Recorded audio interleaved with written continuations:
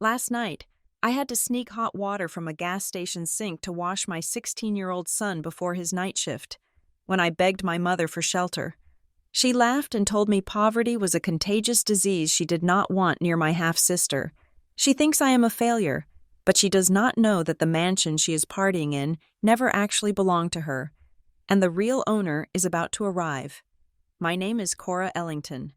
2 years ago, I was the kind of woman who ordered oat milk lattes without looking at the price and scheduled quarterly meetings to discuss brand synergy.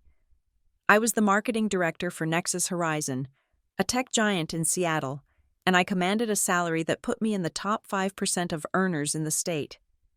I had a credit score of 820. I had a house with a view of the Sound. I had a husband who kissed me goodbye every morning and a son who was captain of his sophomore soccer team. Now, I am a statistic. The fall did not happen in slow motion. People always say disaster strikes like lightning, but that is not quite right. Lightning is quick. It burns, and it is gone. What happened to me was an avalanche. It started with a single crack, a shifting of weight I did not even feel, and then the entire mountain came down and buried us alive. It began with Lucas. My husband was a man who always chased the next big thing. For 15 years. I thought his ambition was charming. I thought his late nights were dedication. I was wrong. Lucas had been drowning in a cryptocurrency pyramid scheme for 18 months, and he had been using our life as his collateral. I found out on a Tuesday. I remember it was a Tuesday because I had just come home from a grueling strategy session at Nexus Horizon, ready to complain about the budget cuts. When I saw the closet, his side of the walk-in closet was empty. Not messy, not rearranged, empty. There was no note. Just a bank statement left on the kitchen island, meticulously unfolded. I logged into our joint savings account, the one we had been building since Leo was born. The balance was 0. I checked the checking account. 0. I checked the emergency fund. 0. My phone rang. It was the bank. They were not calling to tell me about suspicious activity. They were calling to tell me that the second mortgage on our home was 3 months in arrears. What second mortgage? I asked, my voice trembling so hard I had to lean against the granite countertop that I apparently no longer owned. Lucas had forged my signature. He had leveraged everything: the house, the cars, our future to buy into a digital currency that collapsed 48 hours before he boarded a one-way flight to a country with no extradition treaty. He took the cash. He left the debt, $250,000 of debt, to be precise. And because my name was on the accounts, because we were legally married, the debt was mine. The foreclosure notice came 3 days later. The repo men came for the Audi a week after that. I watched from the living room window as they hooked my car up to the tow truck. The neighbors watched, too. I saw the curtains twitch across the street. In the suburbs, misfortune is a spectator sport. I told myself I could handle it. I was Cora Ellington. I was a fixer. I had a high-paying job. I could downsize, rent a small apartment, and pay off the debt slowly. I sat down at my laptop to draft a budget, calculating how much of my next paycheck could go toward the minimum payments. Then the email came from Nexus Horizon. Mandatory all-hands meeting, 9 a.m. When I walked into the conference room, the air was sucked out of the space. The CEO was not there. The HR director was. She did not look me in the eye. Due to market volatility and a strategic pivot toward AI-driven marketing solutions, she said, reading from a script, Nexus Horizon is initiating an immediate restructuring. Restructuring. That is the corporate word for destroying lives. They cut 40% of the senior staff that morning. I was one of them, because the company was claiming financial distress. There was no golden parachute. There was no 6-month severance package. There was a check for 2 weeks of pay and a cardboard box to pack my desk. I stood in the parking lot, holding a box containing a stapler, a potted succulent, and a framed photo of a husband who had abandoned me, and I realized I could not breathe. 2 months. That is all it took. In 60 days, I went from planning a summer vacation in Tuscany to being evicted from my home. The bank took the house. The creditors froze my remaining assets. My credit score plummeted to numbers I did not know existed. No landlord in Seattle would touch me. I applied for apartments that were half the size of my old living room, then studios, then basement suites with no windows. The answer was always the same: denied. "I am sorry, Ms. Ellington," a property manager told me, looking at my file with a mixture of pity and disgust.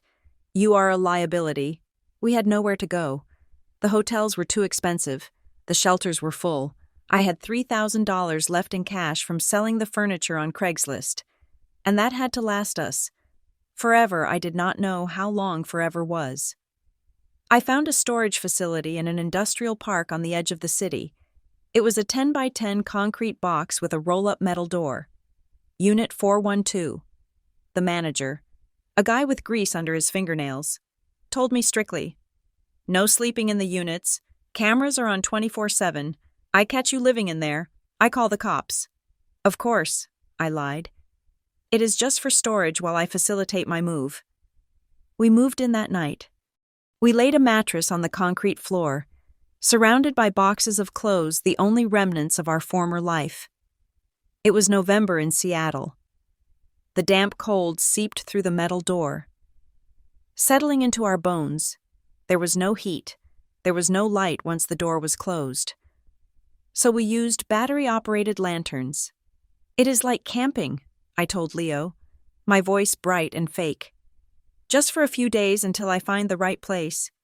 Leo, my sweet, 16-year-old boy, did not say anything. He just nodded and pulled his hoodie tight around his face. He knew. He was smart enough to know that people do not go camping in storage units unless they have fallen off the edge of the world. The lowest point came 2 weeks later. The dampness of the unit got to Leo. He woke up in the middle of the night, his body radiating heat, shivering violently. His forehead was burning. I did not have a thermometer, but I knew a high fever when I felt one. He was coughing, a wet, rattling sound that echoed off the metal walls. I was terrified the noise would alert the night guard. "Mom," he whispered, his teeth chattering. "I am cold." I covered him with every blanket we had. I gave him the last of the water. I needed Tylenol. I needed antibiotics. I needed hot soup. I needed a roof that did not leak freezing air. I checked my wallet. I had $12. I looked at my hand. The only thing I had left was my wedding ring. It was a custom design, a sapphire surrounded by diamonds. Lucas had put it on my finger and promised to love me until death do us part. He had lied about the love, but the gold was real. I waited until the sun came up. I left Leo sleeping, telling him to stay quiet, and I ran to the nearest pawn shop. It was a dingy place with bars on the windows and a smell of stale cigarettes. The pawnbroker was a man with eyes like a shark. He took the ring, put a loop to his eye, and hummed. "I paid $5,000 for that," I said, my voice desperate. "It is platinum." "Scrap value is down," he said, not looking at me. "I will give you 300. 300. I felt the tears pricking my eyes. "That is not even 10% of what it is worth. Please, my son is sick." He shrugged. 300 cash. Take it or leave it." I took it. I sold the symbol of my marriage, the last piece of value I owned, for $300 so I could buy generic cold medicine and a hot meal from a diner for my son. I walked out of that shop feeling lighter, not because of the relief, but because a piece of my soul had been left on that glass counter. But the money did not last. $300 goes fast when you are buying prepared food because you have no kitchen. It goes fast when you have to pay for a gym membership just to have access to a hot shower. By the third week, we were hungry. Real hunger. Not the "I missed lunch" hunger, but the gnawing, cramping pain that makes your hands shake and your temper short. I drove our beat-up van, the one I had bought with the furniture money after the Audi was taken to a church parking lot 3 towns over. I did not want to go to a food bank in our old neighborhood. I was terrified of seeing someone I knew. Imagine the marketing director of Nexus Horizon standing in line for a can of beans. The line was long. It wrapped around the block. I pulled my beanie down low and wrapped a scarf around the lower half of my face. I told myself it was for the cold, but it was for the shame. I stood there for 2 hours in the rain. "Name?" the volunteer asked, when I finally reached the front. She was a cheerful woman in a yellow vest. "Cora," I whispered. "Here you go. Cora, fresh bread today." She handed me a box. I took the box and turned away quickly, my cheeks burning. As I walked back to the van, I saw a woman getting out of a Mercedes across the street. She looked exactly like my old assistant. I ducked behind a dumpster, clutching the box of charity food to my chest, my heart hammering against my ribs like a trapped bird. I waited there for 10 minutes, breathing in the smell of garbage, until the Mercedes drove away. I was a coward. I was starving, but my pride was still trying to kill me. When I got back to the storage unit, Leo was sitting on the mattress, his knees pulled up to his chest. He looked thinner. His cheekbones were sharper than they had been a month ago. He was doing homework by the light of the lantern. "I got bread," I said, trying to sound cheerful. "And peanut butter." Leo looked up. He forced a smile. "Thanks, Mom." He closed his notebook. It was not his chemistry book. It was a notebook I had never seen before. He slid it under the pillow before I could ask. "How was soccer practice?" I asked, tearing off a piece of bread for him. He hesitated, just for a fraction of a second, but I saw it. "It was fine. Coach made us run laps." "You are the captain," I said, smoothing his hair. "You have to set the example." "Yeah," he said quietly. "I know." He ate the bread hungrily, crumbs falling onto the blanket. I watched him, my heart aching. He should have been worrying about prom dates and college applications. Instead, he was living in a metal box, eating charity bread, and lying to his mother. Because I knew he was lying. I had driven past the high school field 2 days ago on my way to a job interview that I did not get. The team was practicing. Leo was not there. I had told myself he was in the locker room, or maybe he had stayed late in class. But that night, as he slept, I saw his soccer bag in the corner. It had gathered dust. He had not touched it in weeks. Next to the bag was a pair of heavy work boots. They were old, scuffed, and covered in a fine layer of rust-colored dust. They were not his size. He must have bought them at a thrift store. I realized then that my son had not been going to soccer practice. He had been going somewhere else. He had been going somewhere that required steel-toed boots and left him smelling of oil and metallic dust. He had quit the team. He had given up the one thing he loved more than anything else because he knew we needed money. He was 16 years old, and he was trying to save us because he knew his father had abandoned us and his mother was failing. I sat on the cold concrete floor and wept silently into my hands, careful not to make a sound that would wake him. I had lost my job. I had lost my home. I had lost my husband. And now, I was watching my son lose his childhood. But tears were a luxury I could not afford. The rent for the storage unit was due in 3 days. I had $40 left. The Chicago winter was coming. I could feel the drop in pressure in my knees, and a storage unit would not protect us when the temperatures dropped below freezing. I needed help, and there was only one person left to call, the woman who had told me 16 years ago that if I married Lucas, I would be dead to her. My mother. It was time to beg. The truth about where my son went every afternoon hit me on a gray Tuesday, the kind where the sky hangs low and heavy like a wet wool blanket. I had spent the morning at the public library, using their free internet to fire off another dozen resumes into the void, when the realization that had been gnawing at me finally forced me into action. I followed him. When Leo got off the school bus, he did not walk toward the library where he claimed to be tutoring younger kids in math. Instead, he pulled his hood up and walked quickly toward the industrial district, past the boarded-up storefronts and the chain-link fences topped with razor wire. I trailed him in the van, keeping a safe distance, my heart hammering a frantic rhythm against my ribs. He stopped at a place called Miller's Scrap Salvage. It was a graveyard of metal mountains of rusted cars, twisted rebar, and appliances that had been left to rot.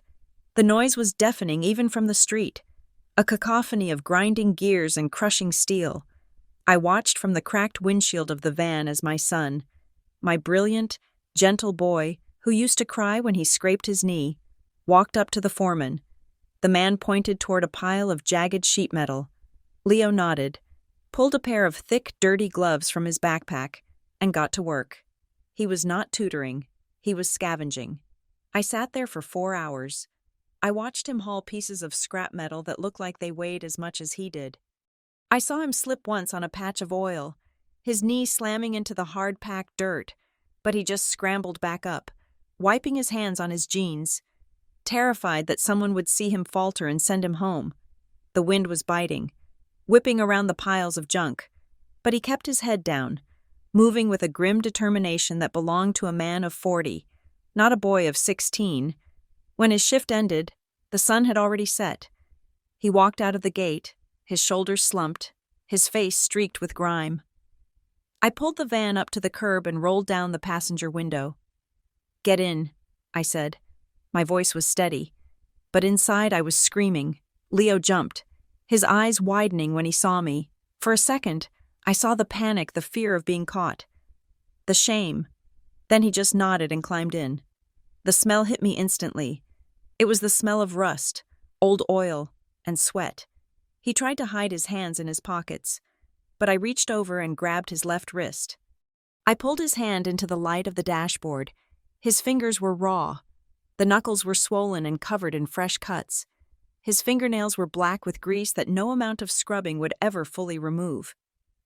There was a deep, angry scratch running across the back of his hand, still oozing slightly. "Tutoring," I whispered, the word tasting like ash in my mouth. "Mom, it is not a big deal," he said, trying to pull his hand away. "It pays $15 an hour, cash, under the table. You are handling jagged metal without proper safety gear. Leo, you could get tetanus, you could lose a finger, you are supposed to be in school, playing soccer, being a kid." I started to cry then, not the silent weeping I did at night in the storage unit, but ugly, heaving sobs that shook my entire body. I gripped the steering wheel until my knuckles turned white, gasping for air. "I failed you," I choked out. "I failed you so badly." "Mom, stop." Leo's voice was firm. He reached over and put his dirty, calloused hand on my shoulder. "You did not fail me. Dad did. The world did. But you are still here." I looked at him, really looked at him. His face was smudged with dirt, but his eyes were clear. There was a strength in them I had never seen before, a hardness that broke my heart because I knew exactly what it had cost him to acquire it. "Look at your hands, Leo," I sobbed. "They are ruined." He looked down at his hands, then back at me. He smiled, a small, sad smile. "Mom, I just got them dirty. The money is clean. It buys us food. It puts gas in this van. We will be fine." He reached into his pocket and pulled out a wad of crumpled bills, mostly 1s and 5s, with a few 10s mixed in. He placed them on the center console between us. $62 today, he said softly. "That is enough for dinner, and maybe a heater for the van." I stared at the money. It was the most beautiful and terrible thing I had ever seen. My son was trading his youth, hour by grueling hour, to keep us alive. "I promise you," I whispered, wiping my eyes, "I will get us out of this.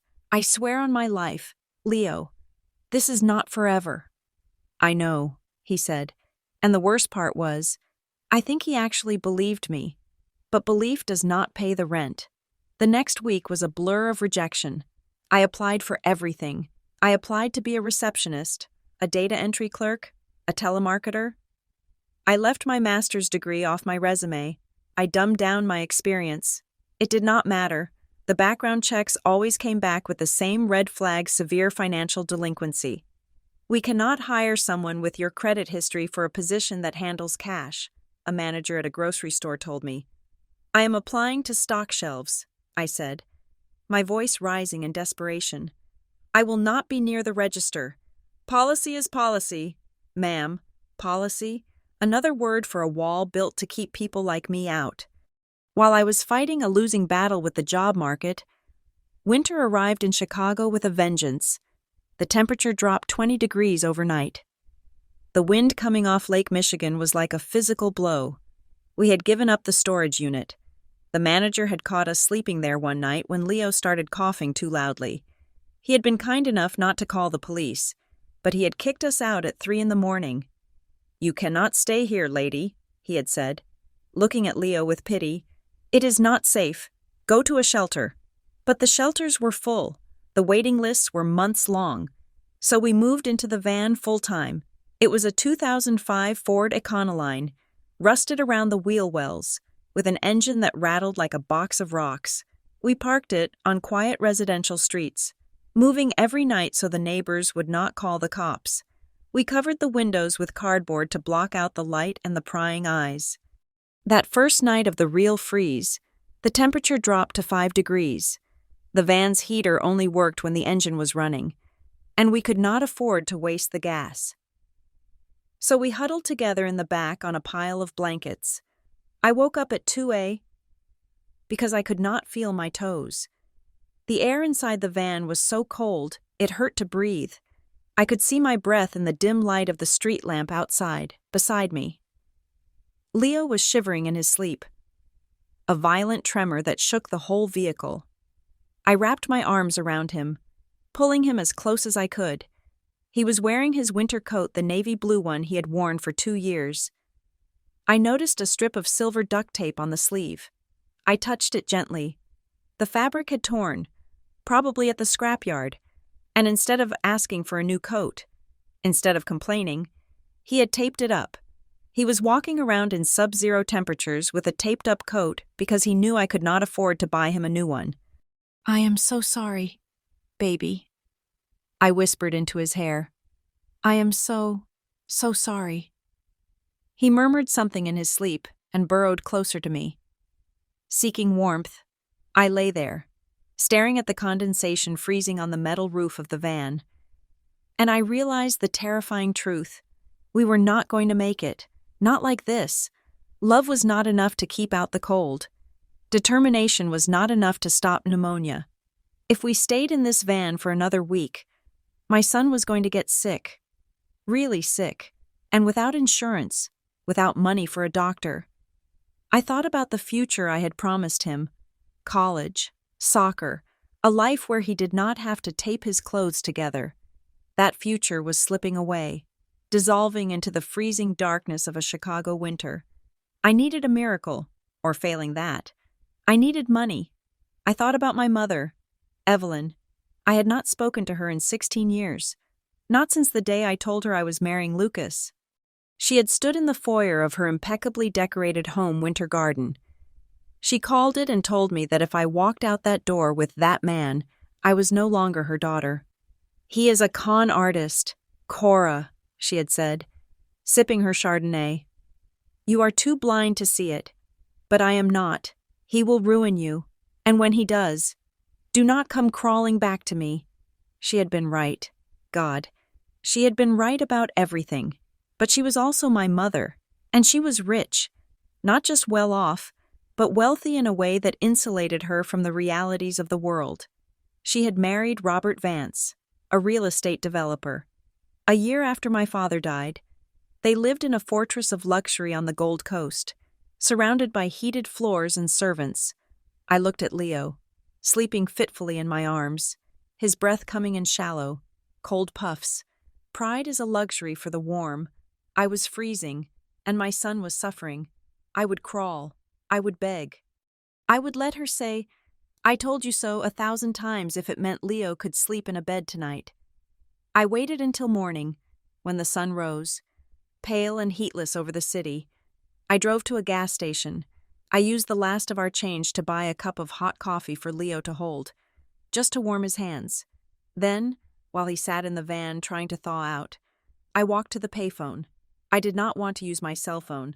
I did not want her to have my number. I took a deep breath, my hands shaking as I dialed the number I had memorized a lifetime ago. It rang once, twice, 3 times. "Please pick up." I prayed, Please just be a mother for once in your life. Hello?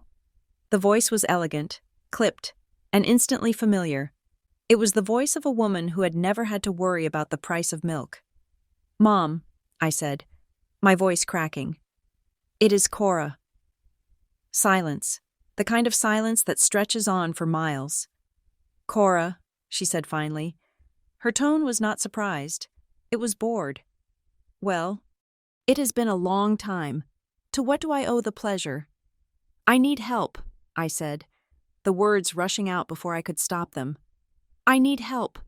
Mom, please. The phone rang 4 times, each trill sounding like a hollow accusation in the freezing morning air. I stood in the plexiglass booth, clutching the receiver with a hand that had lost feeling 20 minutes ago. The cord was frayed, exposing the colorful wires beneath the gray casing. A fitting metaphor for my own unraveling life. Across the street, the gas station sign flickered, the price of diesel mocking my empty bank account. Finally, the line clicked open. Vance Residence, a voice answered. It was not a servant, it was her. Mom, I said. The word felt foreign, heavy on my tongue, like a stone I had been carrying for 16 years. It is Cora. There was a pause, a stretch of silence so profound I thought the connection had been lost. Then I heard it, the background noise. It was faint, but unmistakable. The delicate, tinkling notes of a piano playing Chopin, the murmur of polite laughter, the clinking of crystal against crystal. It was the sound of a world I used to inhabit. A world where warmth was a guarantee, not a luxury. Cora, she said. Her voice was not surprised. It was flat, detached, as if I were a telemarketer interrupting her dinner. I was wondering when you would call. I heard about the foreclosure. Bad news travels fast in our circles, you know. She knew. She knew I had lost my home. And she had not called. The realization hit me harder than the wind cutting through my thin jacket. If you knew, I said, my voice trembling, why didn't you call me? I assumed you would reach out when you were ready to apologize, she replied smoothly. Hold on a moment. Robert, tell the florists the hydrangeas need to be in the east wing, not the foyer. The foyer is for the orchids. She was directing the decoration of her mansion while I was freezing in a phone booth. Mom, please listen, I said, gripping the phone tighter. I am not calling to apologize. I am calling because I have nowhere else to go. We are homeless. I said the word. Homeless. It hung in the air between us, ugly and undeniable. Don't be dramatic, Cora, she sighed. The sound of ice shifting in a glass coming through the line. I am sure you have a motel or a friend's couch. You always were prone to exaggeration. I am living in a van, I said, forcing the truth down the line. I am sleeping in a Ford Econoline with my 16-year-old son. It is 5 degrees outside. We have no heat. We have no food. Leo is getting sick. I need help. A van. Her tone shifted from boredom to distaste. Good Lord, Cora, that is unsanitary. It is survival, I snapped, my desperation sharpening into anger. Mom, I am begging you. I just need a room. One room, not for me, for Leo. He is your grandson. He is a good kid. He is smart, and he is working so hard. But he cannot sleep in a car in this weather. Please, you have 10,000 square feet. You have 7 bedrooms. Just let him stay in the guest wing. I will sleep in the garage. I do not care. Just let him inside. There was silence again on the other end. I held my breath, praying that somewhere deep inside the woman who had given birth to me, there was a spark of maternal instinct left. I cannot do that, she said. The world stopped. What? I cannot have you here right now, she said, her voice firm and cold. Not this week. It is simply impossible. Impossible. I looked at the gray slush on the sidewalk. Mom, we are freezing. How is it impossible? Tiffany's birthday is this Saturday, she said. She is turning 18. We are hosting the entire social register of Chicago. The senator is coming. The board of directors from Robert's company will be here. We have caterers, decorators, and event planners running in and out of the house all week. So, she said, her voice dropping to a harsh whisper, I cannot have you and that boy wandering around looking like that. It would be a disaster. You would upset the aesthetic. You would make people uncomfortable. Do you have any idea how much stress I am under to make this party perfect? Tiffany deserves a flawless evening. Tiffany deserves a party, I said, tears freezing on my cheeks. Leo deserves to not freeze to death. Do you hear yourself? You are choosing a party over your family. You chose your family 16 years ago, she shot back, the veneer of politeness cracking. You chose Lucas. I told you. Cora, I stood right here in the library and told you that man was a grifter. I told you he would bleed you dry, but you looked at me with those arrogant eyes and told me I was controlling. You said you didn't need my money. You said love was enough. She let out a short, cruel laugh. Well, look at you now. Where is that love? Cora, is it keeping you warm? Is it paying for your son's dinner? This is not my fault. This is your karma. You made your bed with that criminal, and now you have to lie in it, or, I suppose, sleep in a van in it. He left us, I whispered. He took everything and left. I am a victim here, too. You are an accomplice to your own stupidity, she corrected, and I will not let your bad judgment infect my life, or Tiffany's.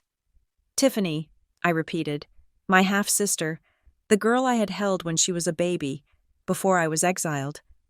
Does she know? Does she know her nephew is sleeping in a parking lot? Tiffany is very busy, Evelyn said dismissively. She is preparing for her debut. She needs her rest. She needs her space. We just renovated the entire third floor for her. You know, Robert insisted. She has a bedroom, a library, and a studio for her video content. She is becoming quite an influencer online. She needs absolute focus. She cannot be distracted by your sob stories. The third floor. I knew the third floor of Winter Garden. It used to be the guest quarters. It was massive. 3,000 square feet of space. My mother had given an 18-year-old girl an entire floor of a mansion to film TikTok videos, while my son, who was taping his clothes together to survive, was denied a single corner of a heated room. You gave her the third floor, I asked, my voice hollow. She needs room for her wardrobe, Evelyn said, as if it were the most logical thing in the world. Fashion is her passion. She has a collection that rivals mine. We cannot have you here. Cora, what if you brought something in bedbugs lice? The smell of poverty, I cannot risk it. The upholstery is imported silk. The cruelty was so casual, so effortless. She was worried about her silk furniture. She was worried about the smell of the poor. She saw me not as her daughter, but as a contagion, a disease that could stain her perfect, curated life. I will wash him, I pleaded, debasing myself completely. I will take him to a truck stop and scrub him raw before we come over. He will not touch anything. He will stay in the room. Please, Mom, he is 16. He is coughing blood. I am scared. No, she said. The word was final. I am sorry, Cora, but the answer is no. Robert agrees with me. We have worked too hard to build our reputation in this city. We cannot have a homeless daughter dragging us down. It reflects poorly on us. People talk. They will ask why you are here, why you look so haggard. And what am I supposed to say that my daughter was foolish enough to lose everything? Tell them the truth, I said. Tell them you are helping your family. You are not family, she said. The line went dead silent, but she had not hung up. I could hear her breathing. What? I whispered. Family protects the family name, she said. Family adds value. You are a liability. You ceased to be part of this family the day you walked out with Lucas. Tiffany is my family. Robert is my family. You are just a reminder of a past I have moved on from. I am your daughter, I said, my voice breaking. You are a stranger, she replied, and strangers are not welcome at Winter Garden, especially not during party week. She paused, and her tone shifted again. becoming menacingly low. And Cora, do not think about showing up unannounced. We have security now. Armed security. If you bring that van anywhere near my gates, if you try to guilt trip me in front of my guests, I will have you arrested for trespassing. I mean it. Do not bring your bad luck to my doorstep. I do not want you jinxing Tiffany's future with your failure. You would arrest your own grandson. I would arrest a trespasser, she said. Robert has very strict rules about vagrants in the neighborhood, the property values. You understand? You are a monster, I said. I am a realist, she countered. And I am a woman who is currently arranging a very expensive birthday party. I do not have time for this. Good luck. Cora, try the Salvation Army. I hear they have excellent soup. Then there was a click, and then the dial tone. I stood there in the booth, the plastic handset pressed against my ear, listening to the drone of the disconnection. It sounded like the flat line of a heart monitor. She had not just said no. She had erased me. She had looked at my suffering and decided it was an inconvenience to her party planning. She had looked at my son's freezing body and decided his presence was less important than her imported silk upholstery. I looked at the receiver in my hand. I wanted to smash it against the glass. I wanted to scream until my throat bled. But I didn't. I couldn't. I didn't have the energy. And I couldn't afford to get arrested for destroying public property. I hung up the phone gently. I stepped out of the booth and walked back to the van. The wind hit me like a physical slap, drying the tears on my face instantly. I opened the door and climbed into the driver's seat. Leo was awake. He was sitting up, wrapped in 3 blankets, his breath puffing white in the frigid air. He looked at me with wide, hopeful eyes. He didn't say anything, but the question was written all over his face. Did she say yes? Are we going to be warm tonight? I looked at my son. I looked at the dark circles under his eyes, the grime on his neck that he couldn't wash off, the way his hands shook slightly even when he was trying to be still. I couldn't tell him. I couldn't tell him that his grandmother thought he was a stain on her reputation. I couldn't tell him that his aunt needed 3,000 square feet for her clothes, while he had 6 feet of rusted metal. I couldn't tell him that we were not family. She wasn't home, I lied. My voice was steady. I left a message. Leo's shoulders slumped. The light in his eyes died a little. Oh, okay. It is okay, I said, reaching back to squeeze his knee. We will figure something else out. But as I started the engine, praying it would turn over, a cold, hard rage began to settle in my chest. It was different from the desperation I had felt before.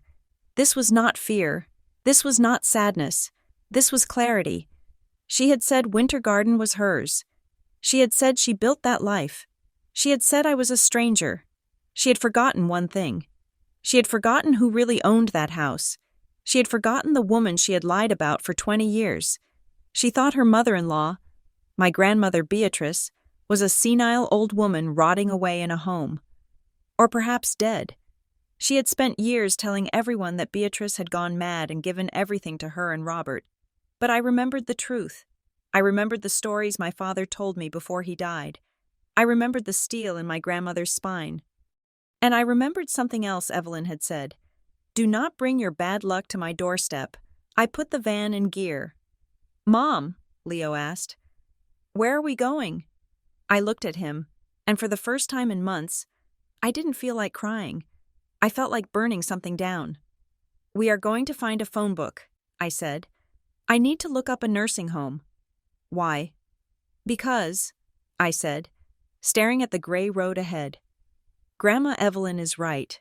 We shouldn't show up alone. We need to bring the real owner of the house to the party. My mother wanted a perfect birthday for Tiffany. She wanted to show off her wealth, her status, her family. I was going to give her exactly what she wanted. I was going to bring the head of the family home. And I had a feeling that when Beatrice Ellington arrived, the silk upholstery would be the least of Evelyn's worries. The next morning, Leo told me he had picked up a second gig. He said it was a one-off shift for an industrial cleaning company called Spotless Events that specialized in prepping high-end venues before galas and weddings. They needed bodies to do the heavy lifting, scrubbing driveways, hauling trash, polishing outdoor fixtures, and they were paying $20 an hour. "It is just for today, Mom," he said, zipping up the thick, gray jumpsuit the company had issued him. It was 3 sizes too big, swallowing his thin frame like a sack. "They have a rush job in the Gold Coast. Some VIP client needs their estate turned over in 6 hours. I fixed the collar of his jumpsuit, trying to smooth out the wrinkles. My heart gave a painful lurch when I heard Gold Coast. That was my mother's neighborhood. It was a cluster of historic mansions and limestone fortresses bordering the lake, a place where the air smelled of old money and private security. "Just be careful," I told him. "Keep your head down. Do the work. Get the cash." "I always do," he said. He pulled his hood up to cover his messy hair and walked toward the company van waiting at the corner. I spent the day at a laundromat, washing our few sets of clothes and charging my phone. I felt a strange sense of unease, a tightening in my chest that I could not explain. I told myself it was just the hunger. I had not eaten a full meal in 2 days so that Leo could have the extra protein bars. But as the hours ticked by, the anxiety worsened. Around 3 in the afternoon, I connected to the laundromat's spotty Wi-Fi. I had a habit, a masochistic one, of checking Tiffany's social media. My half-sister was a rising star on BuzzStream, a platform where she posted lifestyle vlogs, fashion hauls, and day-in-the-life videos of a rich teenager. I told myself I watched them to see what my mother was up to. But deep down, I think I watched them to punish myself, to see the life I could have given Leo if I had just made different choices. I opened the app. Tiffany had posted a new story 30 minutes ago. The thumbnail showed her perfectly made-up face, a diamond tiara resting on her blonde curls. With the caption, "Pre-party disaster, you won't believe the help these days." I clicked on it. The video started with Tiffany holding the phone selfie style, pouting. "Okay, so the party is in 2 days, and Mom hired this budget cleaning crew to do the courtyard because the regular landscaping team was booked. And honestly, it is giving prison labor." She spun the camera around. My breath stopped in my throat. The camera focused on the massive, wrought iron gates of Winter Garden, in the foreground, bent over the intricate limestone fountain that my father had commissioned 30 years ago, was a figure in a gray jumpsuit. He was scrubbing the algae off the stone base with a stiff brush, his movements rhythmic and exhausted. It was Leo. I knew the curve of his shoulders. I knew the way he stood with his left foot slightly turned in. I knew the gray jumpsuit. "Hey you!" Tiffany's voice rang out from behind the camera. In the video, Leo froze. He did not turn around. He kept his head lowered, his hood pulled tight, scrubbing harder. He knew. He had to know. He was standing in his grandmother's courtyard, being filmed by his aunt, and he was terrified that if he turned around, they would recognize him. "Look at this guy," Tiffany narrated, zooming in on Leo's back. "He is literally using a toothbrush or something. Mom?" The camera panned to the right. My mother, Evelyn, stepped into the frame. She was wearing a cashmere coat that probably cost more than my college tuition. She was holding a clipboard and looking at Leo with an expression of pure revulsion. "I told the agency to send professionals," Evelyn said, her voice crisp and cutting. "This one looks like he just climbed out of a dumpster. Look at his boots. They are leaving mud on the pavers." Leo was wearing the second-hand work boots I had bought him from Goodwill. They were muddy because he had walked 2 miles to the pickup spot. "Excuse me," Evelyn shouted at Leo. "Boy, you missed a spot on the rim. And stop slouching. You look like a criminal casing the joint." Leo flinched. I saw it. A small, sharp jerk of his spine. But he did not speak. He did not look up. He just nodded, dipped his brush into the freezing water of the fountain, and kept scrubbing. He was being humiliated by his own family, treated like a stray dog, and he was taking it. He was taking it because he knew we needed the $160 this shift would pay. Then came the caption. Tiffany had added text over the video, right over my son's hunched form. Stay in school, kids, or you will end up scrubbing my fountain for minimum wage. Grind set study. Hard loser. I dropped the phone. It clattered onto the linoleum floor of the laundromat, the screen cracking across the corner. A sound tore out of my throat, a guttural noise that made the woman folding towels at the next table jump and stare at me. It was not a scream. It was the sound of a mother's heart ripping in half. They did not know it was him, or maybe they did not care to look closely enough to see. To them, he was just faceless labor. He was part of the scenery, a dirty object to be mocked for content. Tiffany, who had never worked a day in her life, who had 3 bedrooms dedicated to her hobbies, was using my son's suffering to get likes from strangers. I snatched the phone up, my hands shaking so violently I could barely unlock the screen. I did not care about the plan to find Grandma Beatrice. I did not care about strategy. I was blind with rage. I dialed my mother's number again. She picked up on the second ring. "Hello, who is this?" "You mocked him," I whispered. My voice was deadly quiet. "You stood there in your cashmere coat, and you let your daughter film him and mock him." "Cora." Evelyn sighed, the sound of impatience clear. "I thought I told you not to call. I am in the middle of a crisis with the caterers. The truffle oil shipment is delayed." "Forget the truffle oil," I screamed, losing control. "I am talking about the boy in the fountain, the one you called a criminal, the one Tiffany posted on the internet for her 50,000 followers to laugh at." "Oh, that?" Evelyn let out a dismissive scoff. "You saw Tiffany's little video, honestly. Cora, the agency sent us the bottom of the barrel. That boy was filthy. He smelled like grease and desperation.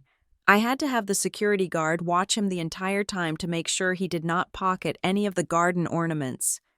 "That boy," I said, my voice shaking with a mixture of hatred and grief, "is Leo." Silence. For 5 seconds, the line was dead. "Leo?" she asked. Her voice did not sound guilty. It sounded incredulous. "Your son?" "Yes," I hissed. "Your grandson. The one you refused to give shelter to. He took that job to buy food because his mother cannot feed him. He was scrubbing your fountain. Evelyn, he was cleaning the dirt off your precious estate so you can have your party." I waited for the apology. I waited for the horror to set in. I waited for her to say, "Oh my God, I didn't know. I am so sorry. Bring him inside immediately." "Well," Evelyn said slowly, "I suppose that is fitting." I froze. "What?" "It is fitting," she repeated, her tone hardening into something jagged and cruel. "He is working. That is what people like him are born to do. Isn't it? He has his father's blood. Cora, Lucas was a grifter, but at least he had ambition. Your son seems to be destined for manual labor, born to be a coolie. Someone has to scrub the floors for the people who matter." The room spun. "He is 16 years old. He is a straight-A student. He is doing this to survive." "If he was smart, he wouldn't be scrubbing my fountain," she said coldly. "And frankly, Cora, you should be ashamed, letting him be seen like that. In my courtyard. If anyone finds out that the boy cleaning the bird droppings is my grandson, I will be the laughingstock of the club. Tell him to quit, or better yet, tell him to wear a mask next time. I do not want his face associated with this family." "You are evil," I whispered. "You are actually evil." "I am pragmatic," she snapped. "And you are tedious. Do not call me again until after the party, and tell your son to scrub harder next time. He left streaks on the limestone." She hung up. I sat there in the laundromat, the smell of detergent and bleach filling my nose, and I stared at the cracked screen of my phone. I felt cold, colder than I had felt in the unheated van, colder than the Chicago wind. This was not just rejection anymore. This was war. She had called my son a coolie. She had said he was born to serve people like her. She had stripped him of his humanity and reduced him to a tool, a prop for her daughter's vanity. The door of the laundromat opened, and Leo walked in. He was still wearing the gray jumpsuit. He looked exhausted. His face was pale, and his lips were blue from the cold. He was holding a crumpled envelope in his hand. He saw me sitting there, saw the tears I hadn't managed to wipe away, and he stopped. "You saw it," he said softly. It wasn't a question. I stood up and walked over to him. I pulled him into my arms, hugging him so tight I thought I might crush him. He smelled of bleach and freezing rain. "I am so sorry. Leo," I sobbed into his shoulder. "I am so sorry I let this happen to you." He pulled back and looked at me. His eyes were dry. There was no shame in them anymore, just a hard, burning resolve. "It is okay, Mom," he said. He held up the envelope. "I got paid, $160.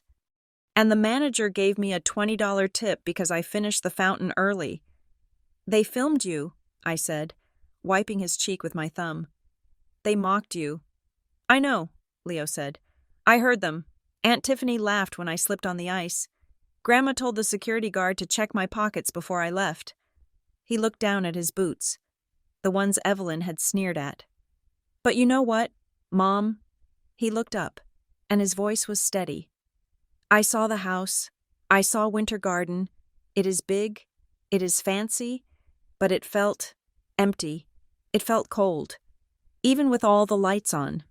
He took a deep breath. "Grandma Evelyn looked at me like I was trash," he said.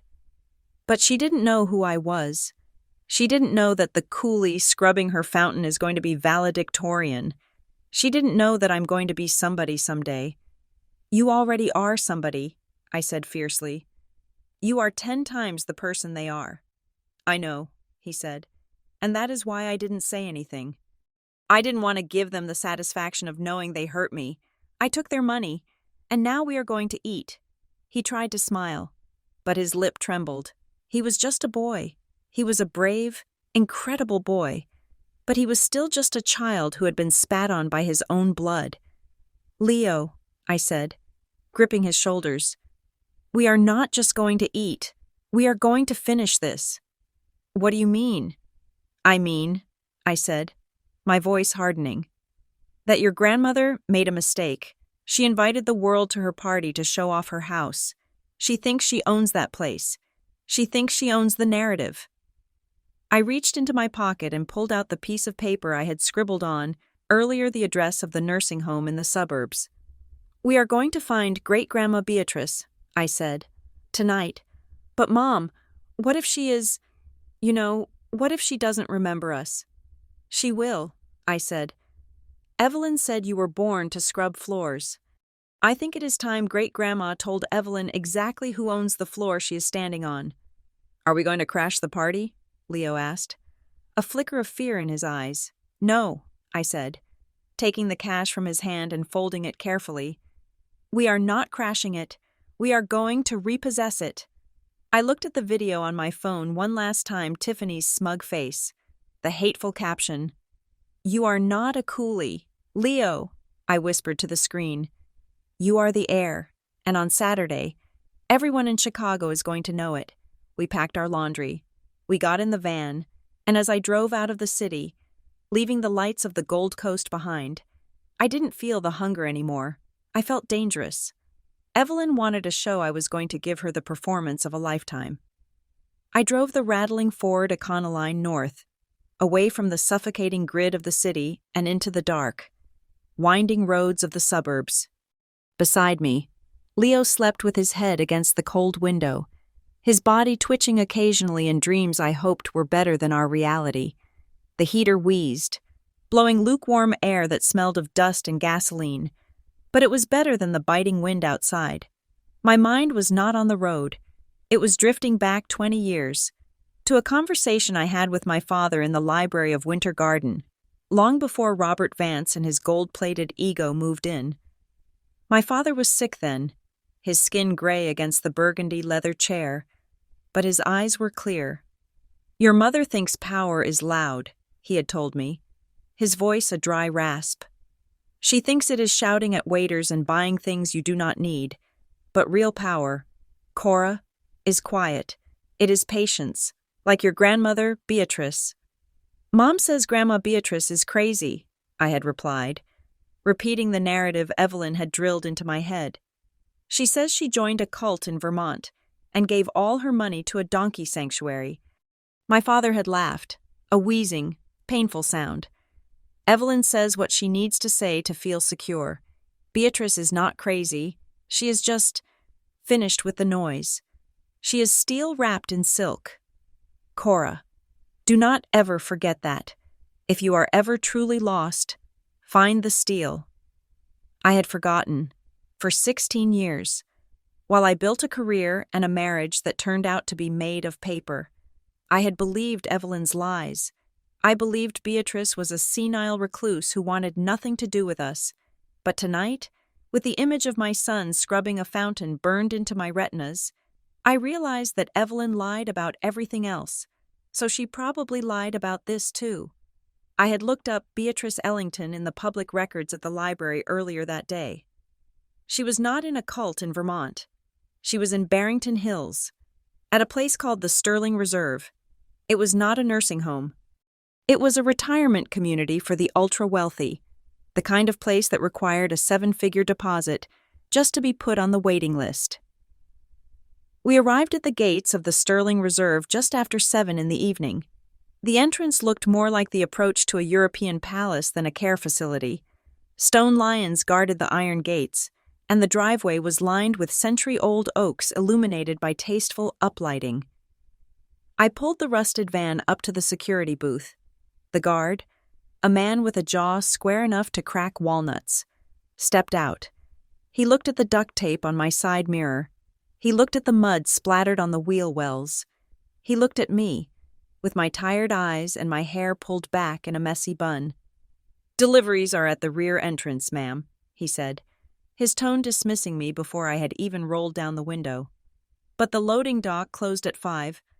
"I am not a delivery," I said, my voice trembling slightly before I steeled myself. "I am here to see Beatrice Ellington. I am her granddaughter." The guard raised an eyebrow. "Ms. Ellington does not receive visitors after 6, and certainly not," he gestured vaguely at the van, "unscheduled ones." "Call her," I said. "Tell her Cora is here. Tell her it is about Winter Garden." He hesitated. He could have turned me away. He should have turned me away.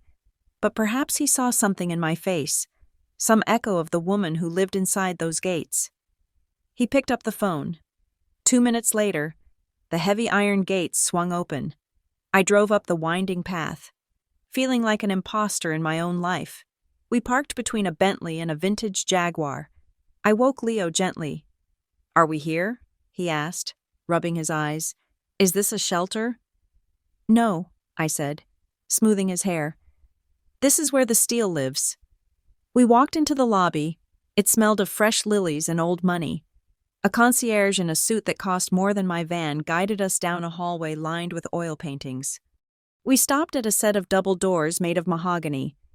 "She is in the library," the concierge said softly. "She likes to read at this hour." I pushed the doors open. The room was warm, lit by the soft glow of floor lamps and a crackling fire in a stone hearth. The walls were lined with books from floor to ceiling. In the center of the room, sitting in a high-backed velvet armchair with a book resting on her lap, was Beatrice Ellington. She was 85 years old.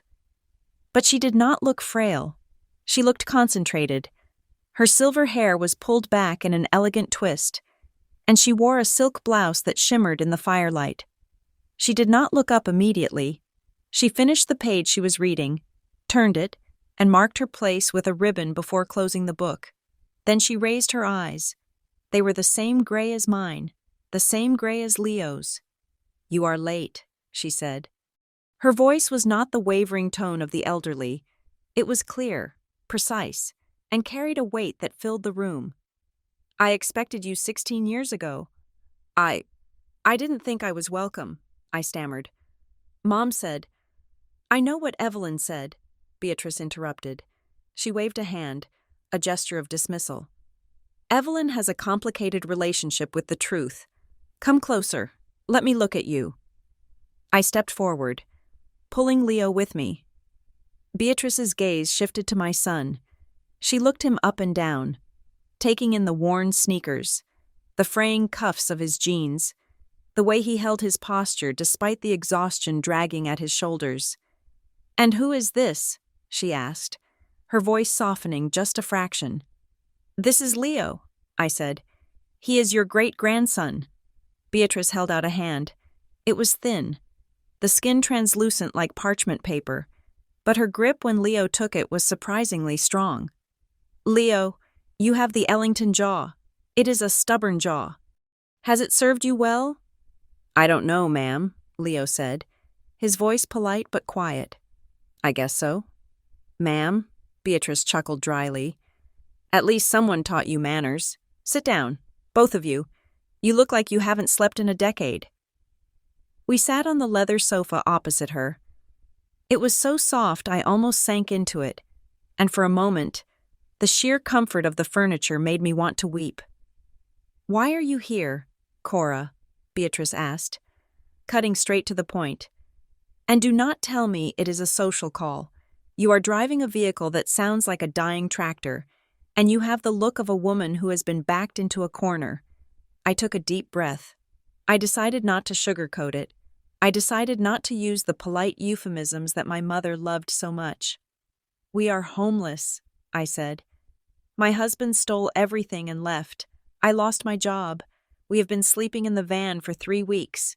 Beatrice's face remained impassive, but her fingers tapped a rhythm on the arm of her chair. "Go on." "I asked Mom for help," I continued. "I asked her for one room, just for Leo, because it is 5 degrees outside and he was coughing blood. And she said no." The tapping stopped. "She said no. She said we would ruin the aesthetic of Tiffany's birthday party," I said, the bitterness rising in my throat like bile. "She said we are not family. She said poverty is a disease." Beatrice stayed silent for a long moment. She stared into the fire, her expression unreadable. Evelyn always did value appearance over substance, but surely Robert would have stepped in. He likes to play the benevolent patriarch. "Robert agrees with her," I said. "They are terrified we will embarrass them in front of the senator and the board members." "I see," Beatrice said quietly. "Is that all?" "No," I said. I reached into my pocket and pulled out my phone. The screen was cracked, but the video still worked. "There is one more thing. Today, Leo took a job to buy us food. He didn't know where the job was until he got there." I walked over and handed her the phone. I pressed play. Beatrice watched the video. She watched her grandson in the gray jumpsuit scrubbing the limestone. She heard Tiffany's shrill, mocking laughter. She read the caption calling him a loser. She heard Evelyn's voice in the background complaining about the quality of the help. I watched Beatrice's face transform. It was not an explosion of rage. It was something scarier. It was a hardening. The warmth drained from her eyes, replaced by a glacial sharpness that could cut glass. Her lips pressed into a thin, white line. She watched the video twice. Then she placed the phone gently on the table next to her book. "She made him clean the fountain," Beatrice whispered. "The fountain I bought in Florence to celebrate your father's 5th birthday. She made my blood scrub it like a servant." She looked at Leo. "You did that. You stood there and cleaned their filth while they laughed at you." "I needed the money," Leo said simply. "Mom was hungry." Beatrice closed her eyes for a second. When she opened them, they were blazing. She reached for a small silver bell on the table and rang it. The doors opened instantly. A man in a sharp gray suit stepped in. He had been waiting outside. He was older, perhaps 70, with a face carved from granite. "Mr. Henderson," Beatrice said, "you have the file." "I always have the file." "Mrs. Ellington," the man said. He walked over and placed a thick leather folder on the table. Beatrice looked at me. "Cora, tell me something. Who do you think owns Winter Garden?" "Robert does," I said, confused. "Or Mom. They have lived there for 20 years. Mom says Robert bought it after Dad died." Beatrice let out a laugh. It was a cold, sharp sound. Robert Vance has never bought anything of value in his life without using someone else's credit. Robert is a developer, Cora. Do you know what developers do? They leverage debt. He is up to his eyeballs in loans. He couldn't buy a doghouse in the Gold Coast, let alone Winter Garden. She placed her hand on the leather folder. When your father died, Evelyn was a mess. She was incapable of managing the estate. I wanted to kick her out then. I wanted to take you and raise you myself. But your father, he made me promise, on his deathbed. He begged me to let his wife keep the home. He wanted you to have stability. She opened the folder. Inside were yellowed documents, deeds with wax seals, and recent property tax statements. So I made a deal, Beatrice said. I allowed Evelyn to stay. I allowed her to bring that man Robert in. But I never transferred the deed. Not one brick of that house belongs to them. They live there at my pleasure. They are guests, permanent guests who have forgotten that they do not pay the mortgage. My mouth fell open. You own it, all of it. I own the land. I own the house. I own the furniture. I own the fountain your son was scrubbing, Beatrice said. I pay the property taxes every year through a shell company, so Robert can pretend he's the big man in town. I did it for you, Cora, and for Tiffany. I suppose I thought I was giving you a home. She stood up. She leaned on her cane, but she stood tall, towering over the room with her presence. I tolerated Evelyn's vanity because I thought she was at least taking care of the family, Beatrice said, her voice rising slightly. I tolerated Robert's arrogance because he kept the roof repaired. But I will not tolerate this. She pointed a shaking finger at the phone on the table. I will not tolerate my great-grandson being treated like a slave in his own inheritance.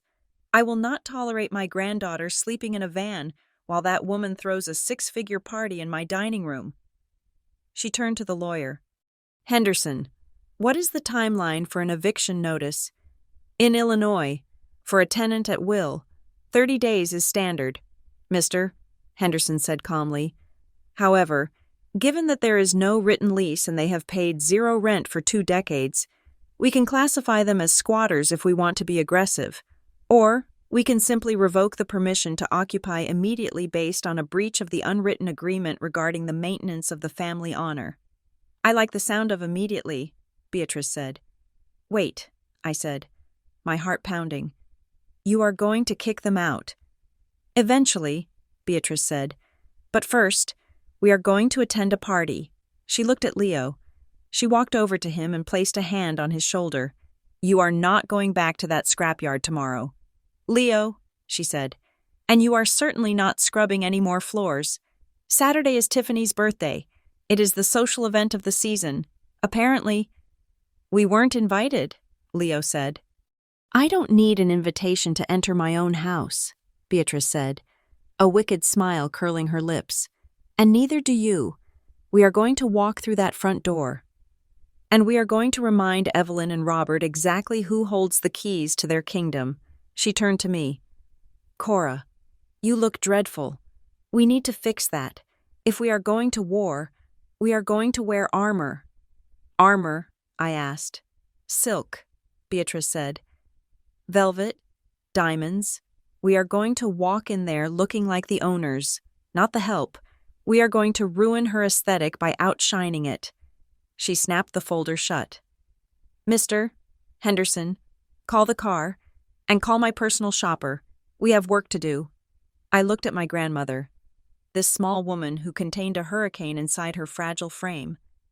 For the first time in months, the crushing weight on my chest lifted. I wasn't just a homeless woman anymore. I wasn't just a failure. I was an Ellington, and the matriarch had just woken up. One more thing, Beatrice said, pausing at the door. That video Tiffany posted, did she tag the location? Yes, I said. Winter Garden Estate. Good, Beatrice said. Then everyone already knows where the crime scene is. They just don't know who the victim is going to be yet. She walked out of the library, her cane tapping a steady, ominous rhythm on the hardwood floor. Leo looked at me, his eyes wide. Mom, he whispered, is she for real? Yes, Leo, I said, grabbing his hand. She is the steel. The next 48 hours were a blur of transformation, not just of our appearance, but of our spirits. Beatrice did not take us to the flashy department stores on Michigan Avenue where tourists flock to buy logos.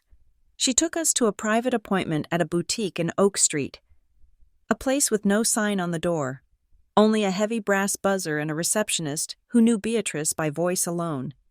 "We are not looking for costumes," Beatrice told the tailor, a man with a measuring tape draped over his neck like a priestly stole. "My granddaughter is not a debutante. She is a woman of substance. I want clean lines, dark colors, structure." She turned to Leo. "And the boy needs a suit, navy blue, Italian wool, nothing shiny. He is not a lounge singer." I stood on the pedestal while the tailor pinned a black dress to my frame. It was simple, elegant, and cost more than the van I had been sleeping in. For the first time in months, I looked in the mirror and did not see a homeless woman. I saw someone dangerous. The fabric held me in, forcing my spine straight, lifting my chin. The dark circles under my eyes were hidden by the lighting, or perhaps by the sudden spark of adrenaline that had not left me since we left the nursing home. But it was Leo who broke my heart and put it back together. When he stepped out of the dressing room, silence fell over the small boutique. The tailor had fitted him in a midnight blue suit that fit his lean frame perfectly. He looked older. He looked like the man he was being forced to become too soon. But he was fidgeting. He kept tugging at the cuffs of the shirt, trying to pull them down over his hands. He was ashamed of his hands. Those hands were red, chapped, and covered in small nicks from the scrap metal and the freezing water of the fountain against the pristine white cotton of the dress shirt. The damage looked violent.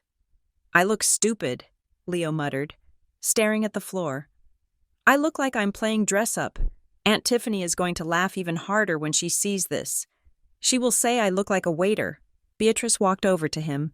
She moved slowly, leaning on her cane, but her presence filled the room. She reached out and took Leo's hands in hers. She did not flinch at the roughness of his skin. She held them up, forcing him to look at them. "Listen to me, Leo," she said, her voice dropping to that steel register I was beginning to rely on. "Do you know why Tiffany's hands are soft?" Leo shook his head. "Because she has never built anything," Beatrice said. "She has never fixed anything. She has never sacrificed a single moment of comfort for another human being. Her hands are soft because they are useless." She ran her thumb over a healing cut on Leo's knuckle. "These hands," she continued, "have hauled metal to feed your mother.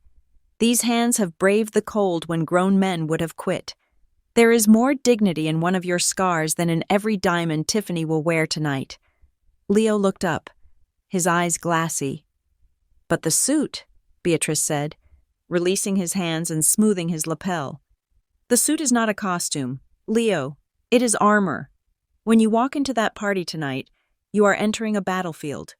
People like Evelyn and Robert judge books by their covers because they are too shallow to read the pages. This suit tells them that you belong. Your hands tell you that you are better than them. Do you understand?" Leo took a deep breath. He stood up straighter. He stopped pulling at his cuffs. "Yes, ma'am, I understand." "Good," Beatrice said, turning back to the tailor. "We will take it all and have it pressed immediately." While we were being fitted for war, Mr. Henderson was preparing the ammunition. Back at Beatrice's suite at the Sterling Reserve, the lawyer had turned the dining table into a command center. Stacks of yellowed paper, leather-bound ledgers, and crisp new legal filings covered every inch of mahogany. "I have drafted the revocation of tenancy," Mr. Henderson said, handing me a document. "It is quite straightforward. Since there was never a formal lease, and certainly no rent paid, they are essentially guests who have overstayed their welcome by 2 decades. Beatrice has the right to eject them at will." "What if they refuse?" I asked, the old anxiety creeping back into my stomach. "Robert has connections. He knows the police chief. He knows judges." "Robert knows people he plays golf with," Henderson corrected. peering over his spectacles. I know the people who write the laws, and more importantly, I have the original deed. It was transferred to a trust in 1995, solely under Beatrice's control. Robert has no leg to stand on. If he calls the police, he will be the one escorted off the premises. But the scene, I whispered, thinking of the party. The senator is going to be there, the press. Exactly, Beatrice said from her armchair, where she was sipping tea. That is the point. Cora, Evelyn loves an audience. She has spent her entire life curating a perfect image for the public. We are not going to destroy her in private where she can spin the story later. We are going to destroy her in front of the very people she tries so hard to impress. It is the only way to make sure the truth sticks. It feels cruel, I said, though I did not know why I was defending the woman who had left me to freeze. Cruelty is mocking a starving boy on the internet, Beatrice said sharply. Justice is simply returning the energy they put out into the world. We are just the mirror. Cora, if they do not like what they see, that is their problem. Saturday evening arrived with a sky the color of bruised plums. The wind had died down, but the air remained crisp and cold, a reminder of the winter that was still waiting outside the heated bubbles of the rich. We left the nursing home at 7 in the evening. Beatrice did not own a van. She owned a 1965 Rolls-Royce Silver Cloud. A beast of a car painted a deep, lustrous black, her driver. A man named Arthur, who had worked for her since before I was born, held the door open for us. I slid onto the leather seat. It smelled of cedar and leather conditioner.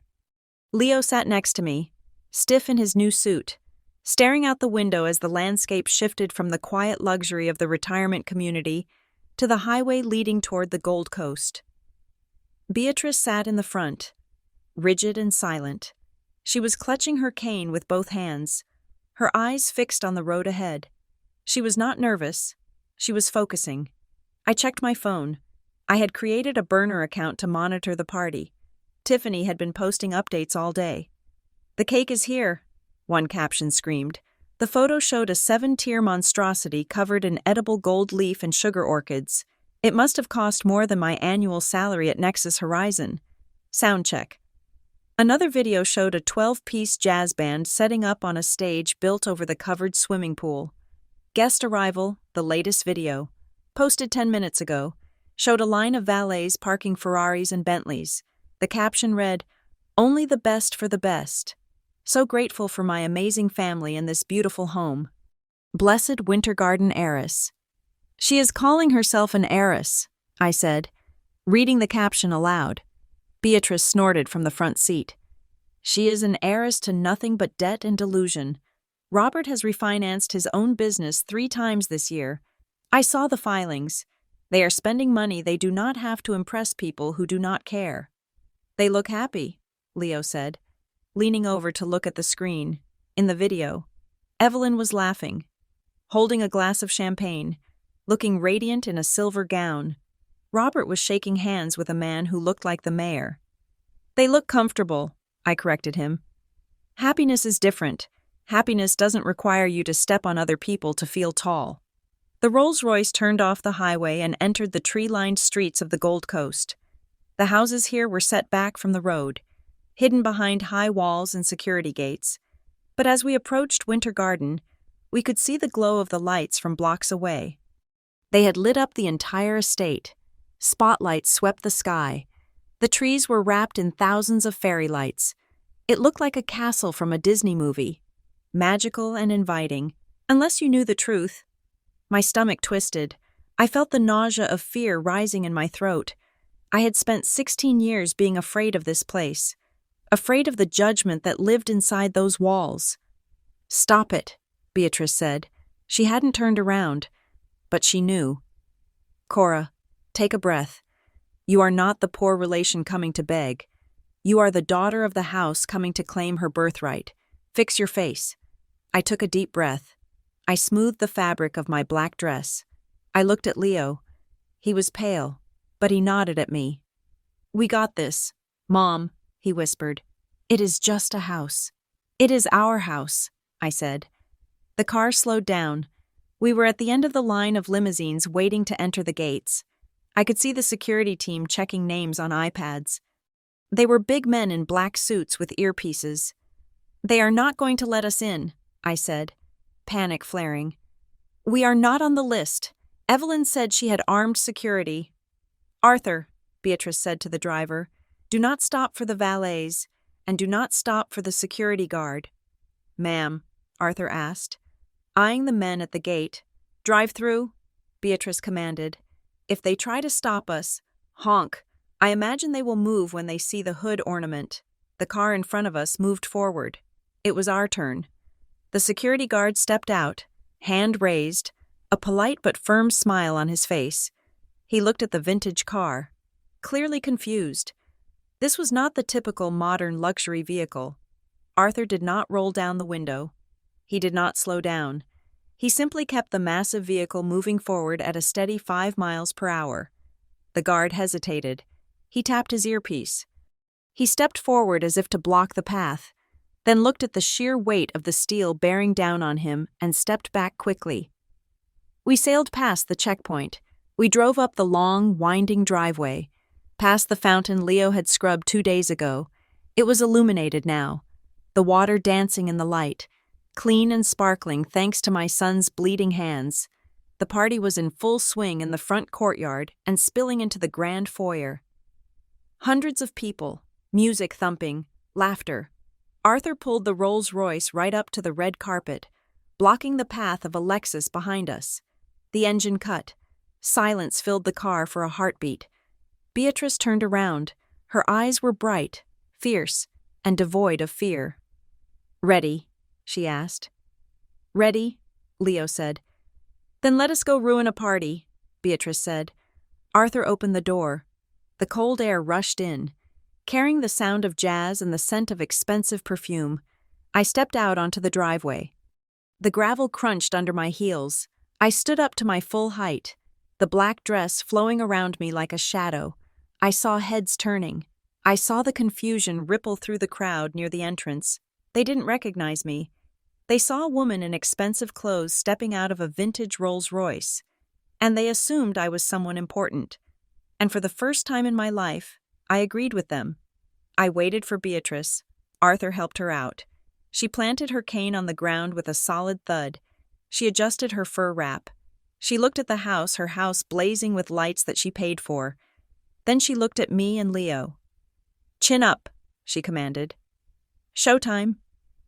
We began to walk toward the massive oak doors of Winter Garden. The music seemed to fade into the background. All I could hear was the pounding of my own heart and the tap-tap-tap of Beatrice's cane. Counting down the seconds until the explosion.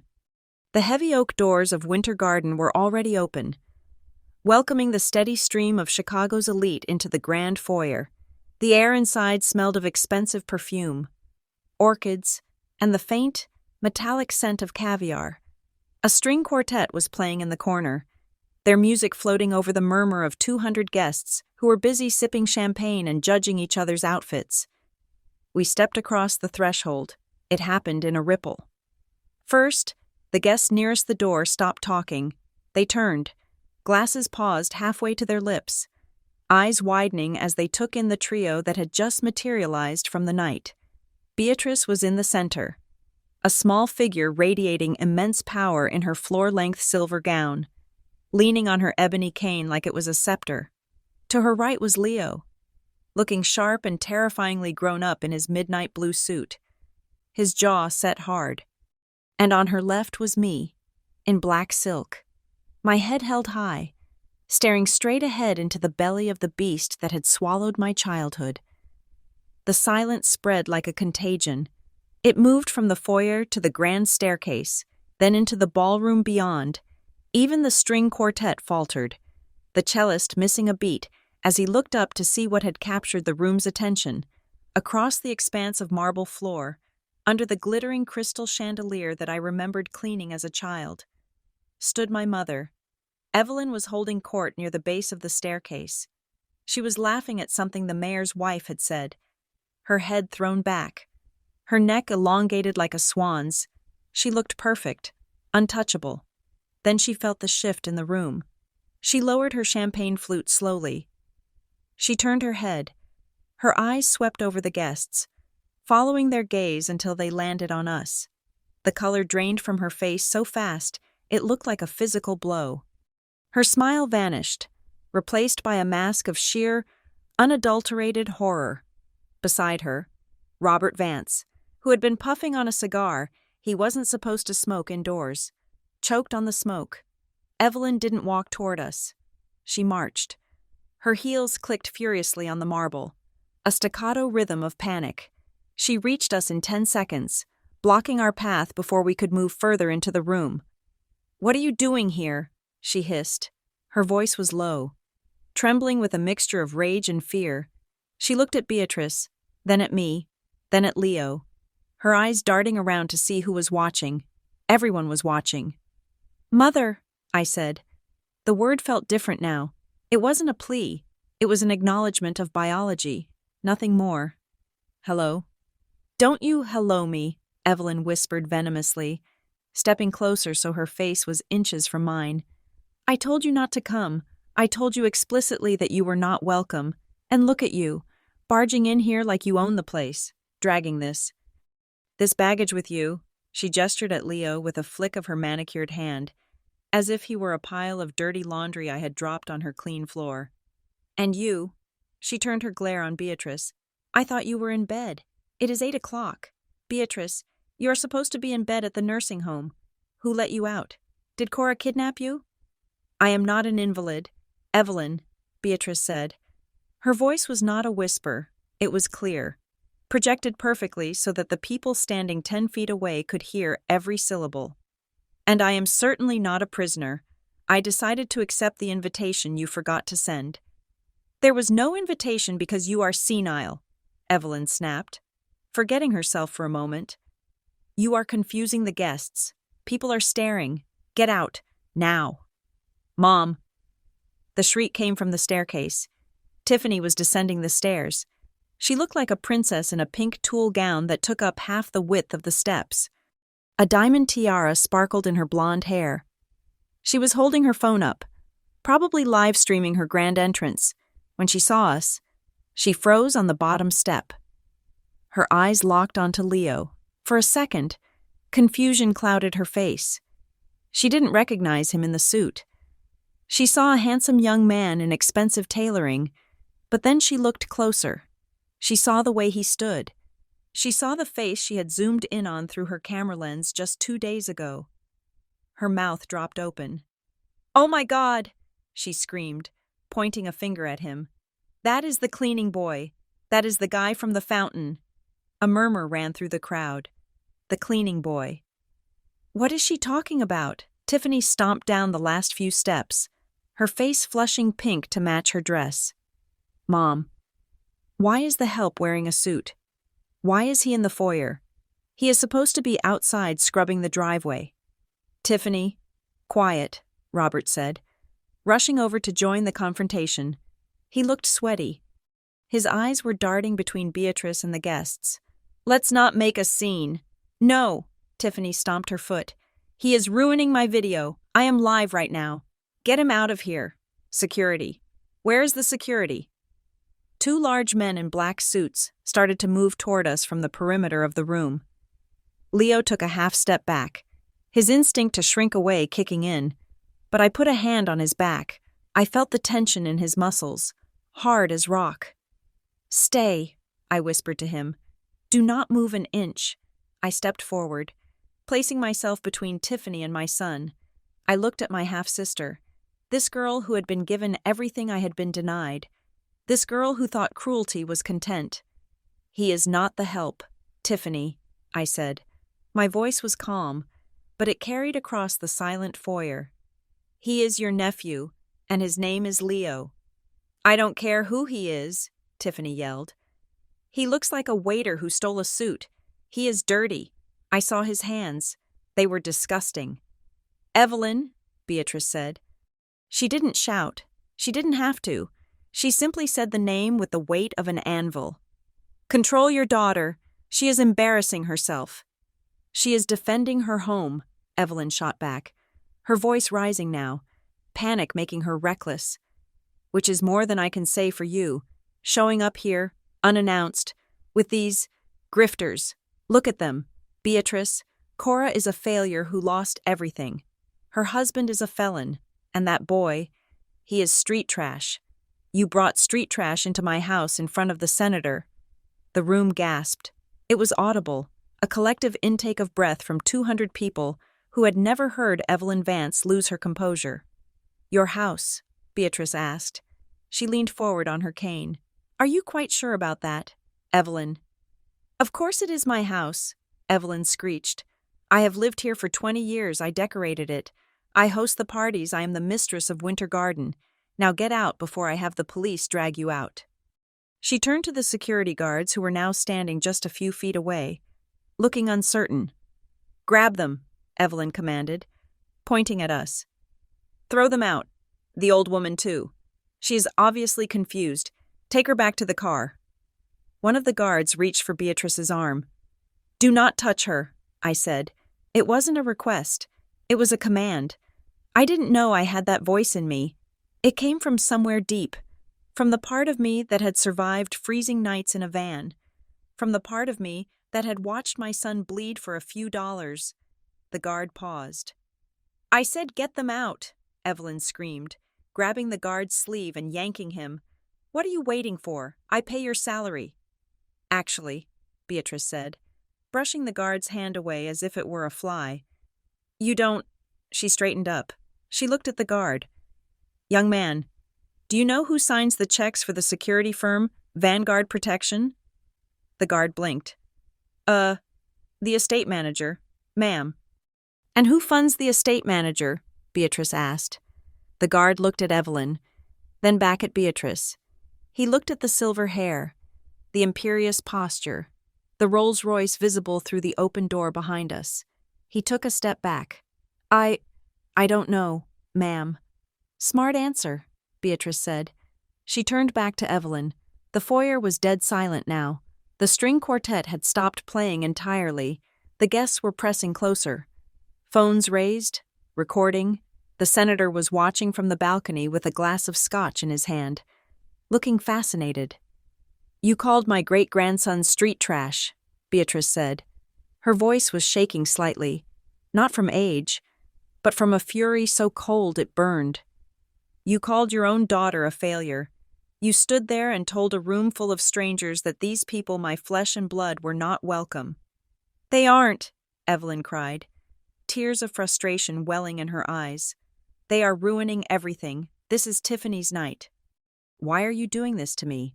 I have been a good daughter-in-law. I took care of this house. I kept your secrets." "You kept nothing but your own vanity," Beatrice said. She lifted her cane and pointed it at the chandelier above us. "You think this light shines for you?" she asked. "You think these walls stand because you willed them to. You are a tenant. Evelyn, a guest. And you have been a very, very bad guest." "Mom, stop it," Robert shouted, stepping in front of his wife. "You are making a scene. You are senile. We will discuss this in the morning. Everyone, please, go back to the ballroom. Just a family misunderstanding." He tried to wave the guests away, but nobody moved. This was better than the jazz band. This was blood sport. "We will not discuss this in the morning," Beatrice said. "We will discuss it now." She looked at me. "Cora?" I nodded. I reached into the small clutch bag I was carrying. My hands were steady. I pulled out the folded document. Mr. Henderson had given me. "What is that?" Evelyn asked, her eyes narrowing on the paper. "This," I said, holding it up, "is the truth." "Put that away," Robert warned, his face turning a dangerous shade of red. "Cora, I am warning you. Whatever game you are playing, you will lose. I have lawyers." "So do we," a voice said from behind us. "Mr. Henderson stepped through the front door. He was carrying his leather briefcase. He walked past the security guards, past the stunned guests, and stood next to Beatrice. "Good evening, Robert." "Mr.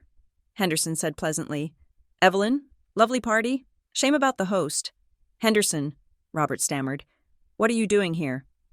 "I am here to facilitate a transfer of management," the lawyer said.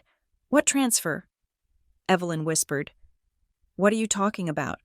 Tiffany, who had been filming the entire exchange, suddenly lowered her phone. She looked at her mother, then at her father.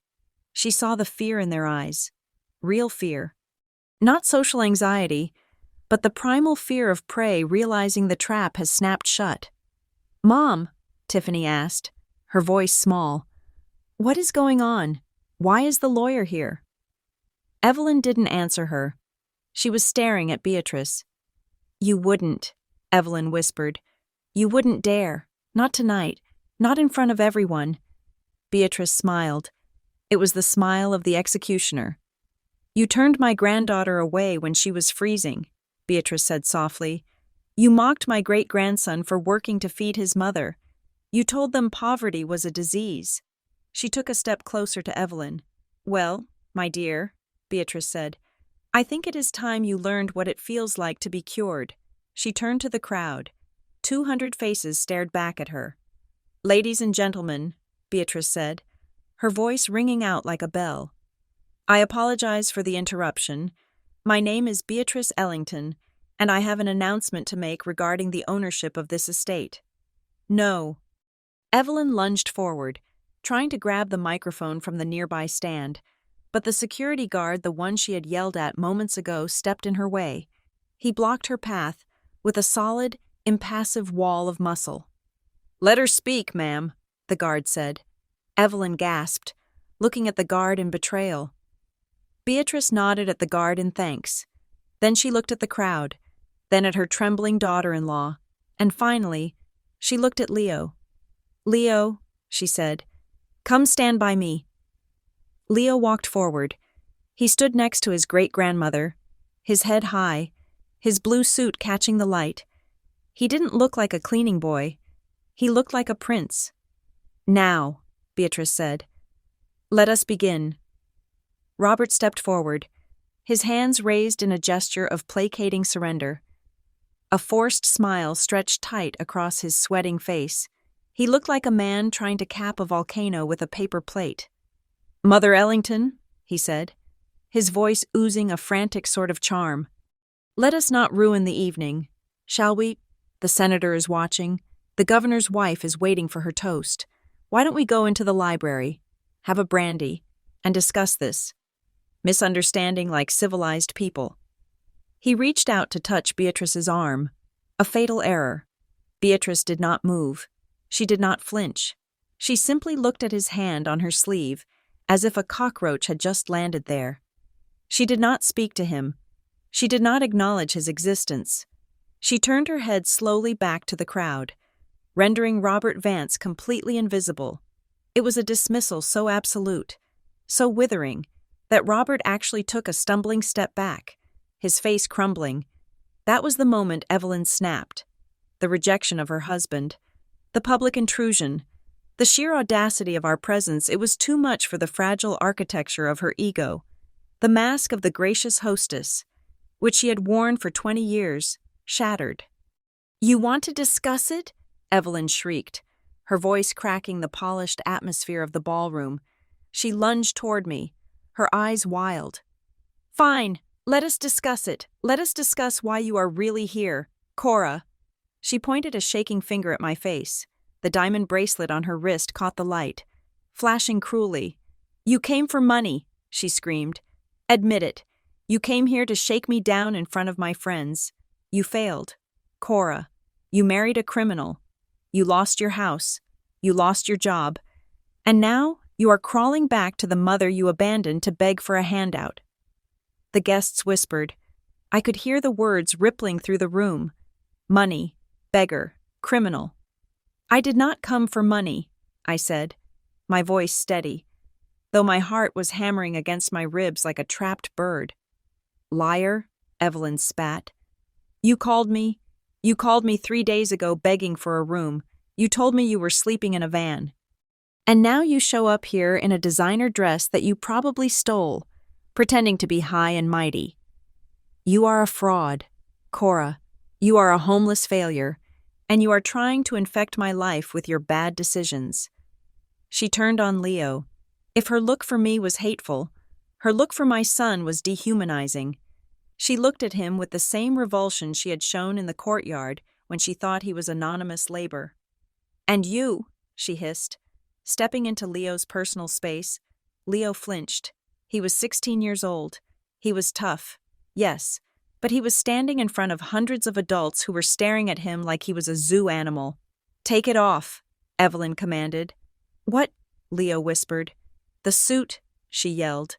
"Take it off. You look ridiculous. You look like a monkey dressed up for the circus. Who are you trying to fool? We know what you are. You are a laborer. You are a coolie. You are street trash who scrubs floors for minimum wage. You do not deserve to wear Italian wool.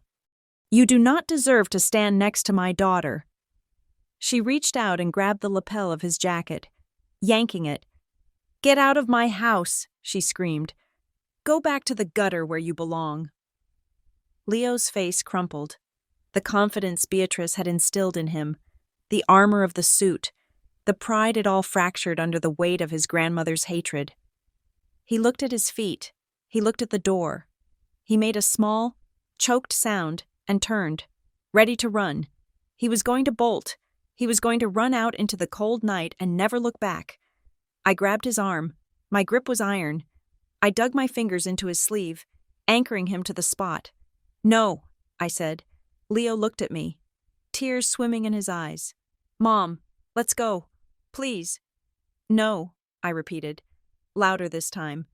I pulled him back to my side. I turned to face my mother, and for the first time in my life, I did not see the powerful matriarch I had feared. I saw a bully, a small, vicious, terrified bully. "He stays," I said, my voice projecting to the back of the room, bouncing off the vaulted ceiling. "And he keeps the suit." "He is garbage," Evelyn shrieked. "He is a man," I roared back. The room went dead silent. Even the air conditioning seemed to pause. I stepped forward, shielding Leo with my body. I glared at Evelyn, then at Robert, then at the silent, judging crowd of Chicago's elite. "You call him trash?" I asked, my voice trembling with a rage so pure it felt like fire. "You call him a failure. Let me tell you about this boy." I pointed at Leo. "This boy is 16 years old, while your daughter sleeps until noon and spends her allowance on handbags. My son wakes up at 4 a.m. He walks 3 miles in the freezing dark to a scrapyard. He hauls jagged metal for 12 hours a day until his hands bleed." I grabbed Leo's hand and held it up, showing the bandaged knuckles, the raw skin. "Look at his hands," I shouted. "These are the hands that feed us. He works in the snow. He works in the rain. He works until he can barely stand, and then he comes home to a frozen van and studies for his SATs by the light of a street lamp. He has never complained, not once. He sacrificed his childhood to keep his mother alive." I turned back to Evelyn, narrowing my eyes. "And you?" I asked, dropping my voice to a lethal whisper. "What have you done? Mother, what have you ever built? You married a rich man, and when he died, you married another one. You have never worked a day in your life. You spend money you didn't earn on parties you don't enjoy to impress people you don't like." "How dare you?" Evelyn gasped, clutching her pearls. "No, how dare you?" I countered. "You sit there on your throne, judging a boy who has more honor in his little finger than you have in your entire body. You called him a coolie. He is a king compared to you. He is the only person in this room who knows what it means to actually work for a living." "Shut up," Tiffany screamed. She was standing on the small stage that had been set up for the band. Beside her was a massive projection screen, currently displaying a loop of photos of her posing in various outfits. She was holding a tablet, her face twisted in a snarl of bratty indignation. "You are liars," Tiffany yelled into the microphone she had grabbed. "You are trying to make him sound like a hero. He is a loser. He is dirty, and I can prove it." "Tiffany, don't," Robert warned. But it was too late. "Watch this," Tiffany shouted to the crowd. "This is who they really are." She tapped the tablet. The slideshow of her glamour shots disappeared. In its place, a video began to play. The sound system, tuned for a live orchestra, boomed to life. It was the video from 2 days ago. On the 20-foot screen, my son appeared. He was hunched over the fountain in the gray jumpsuit, looking small and defeated. The sound of scrubbing scritch, scritch, scritch was amplified to a deafening volume. Then came Tiffany's voice from the video, booming through the speakers. "Look at this guy. He is literally using a toothbrush. Loser." Then, the video cut to another clip. I hadn't seen this one. It was Leo at the scrapyard. Someone else must have filmed it. Maybe one of Tiffany's friends who drove past. Leo was struggling to lift a heavy rusted pipe. He slipped in the mud. He fell face first into a pile of refuse. On the screen, he looked pathetic, dirty, desperate. The video looped. Leo falling in the mud. Leo scrubbing the fountain. Leo looking like the street trash Evelyn had called him. And then, the sound I will never forget. Laughter. It started with a few titters near the bar. Then a group of young men in tuxedos started chuckling. Then the laughter spread. It wasn't joyful laughter. It was the cruel, nervous laughter of a mob that is relieved they are not the victim. They were laughing at the dirt. They were laughing at the poverty. They were laughing because Tiffany was laughing, and they wanted to be on the winning side. "Look at him," Tiffany shrieked over the PA system, pointing at the real Leo standing in the foyer. "That is your hero. He plays in the trash." Leo let out a sound like a wounded animal. He covered his face with his hands. He began to shake. The armor was gone. He was naked before them, stripped of his dignity by the technology of his own aunt. Evelyn was smiling. She looked triumphant. The narrative was back in her control. The crowd was mocking us. We were the joke. "See," Evelyn said to me, shouting over the laughter. "I told you, he does not belong here." I looked at the screen. I looked at the laughing faces of the Chicago elite. I felt a darkness rise up in me, a desire to tear the room apart with my bare hands. But I was powerless. I couldn't stop the laughter. I couldn't stop the video. But Beatrice could. Beatrice had not moved during the entire exchange. She had stood like a statue, watching her family disintegrate. But as the laughter reached its crescendo, as the image of her great-grandson falling in the mud played for the third time, something inside her finally broke. She did not scream. She did not grab the microphone. She lifted her heavy, ebony cane high into the air. It was tipped with solid silver, and with all the strength of her 85 years. She brought it down. Thud. She struck the marble floor. It wasn't a tap. It was a collision. The sound was sharp, violent, and incredibly loud. It sounded like a gunshot cracking through the ballroom. Thud. She struck it again. Harder. Thud. The third blow was so forceful I saw the wood of the cane flex. The sound cut through the laughter like a guillotine. One by one, the heads turned. The chuckles died in throats. The room went from a roar of mockery to a silence so absolute you could hear the hum of the projector fan. Beatrice stood in the center of the foyer. She was breathing hard, her chest rising and falling beneath the silver gown. Her eyes were not looking at Evelyn. They were not looking at Tiffany. They were scanning the crowd. She looked at the senator. She looked at the bankers. She looked at the socialites. She looked at every single person who had laughed, and under her gaze, they shrank because they realized, suddenly and terrifyingly, that they were not looking at an old woman. They were looking at the owner of the house, and she had just caught them vandalizing her property. "Turn it off," Beatrice said. Her voice was not loud. It was a whisper, but in the silence she had created. It sounded like thunder. Tiffany, standing on the stage, froze. "But Grandma, I just wanted to—" I said. Beatrice raised her head, her eyes flashing with a terrifying light. "Turn it off." "Now!" Tiffany scrambled. She fumbled with the tablet. The screen went black. The image of Leo's humiliation vanished. Beatrice slowly lowered her cane. She turned to Evelyn, who was standing with her mouth open, the triumphant smile dying on her lips. "You think that was funny?" Beatrice asked. Evelyn swallowed. Mother, it was just a joke. Tiffany was just showing. You think poverty is a joke? Beatrice interrupted. Taking a step forward, the tap of her cane on the marble was the only sound in the world. You think a boy working himself to the bone to survive is comedy? She stopped directly in front of Evelyn. She was 6 inches shorter than her daughter-in-law, but she loomed over her. I have heard enough, Beatrice said. I have seen enough. She turned to Mr. Henderson. Give me the microphone, she commanded. Mr. Henderson walked over to the stage, took the microphone from a stunned Tiffany, and brought it to Beatrice. Beatrice took it. She held it with a steady hand. She looked out at the sea of guests, at the opulent decorations, at the 7-tier cake, at the world Evelyn had built on a foundation of lies. My name is Beatrice Ellington, she said into the mic, and this party is over. Beatrice did not scream. She did not shout. She did not need to. When you hold the deed to the ground everyone is standing on, you do not need to raise your voice to be heard. You simply speak, and the world leans in to listen. She stood on the small stage, the microphone gripped in her hand, her knuckles white not from age but from the sheer force of her resolve. The silence in the ballroom was absolute. The only sound was the hum of the expensive sound system that had just been used to mock my son. You found that funny, Beatrice said.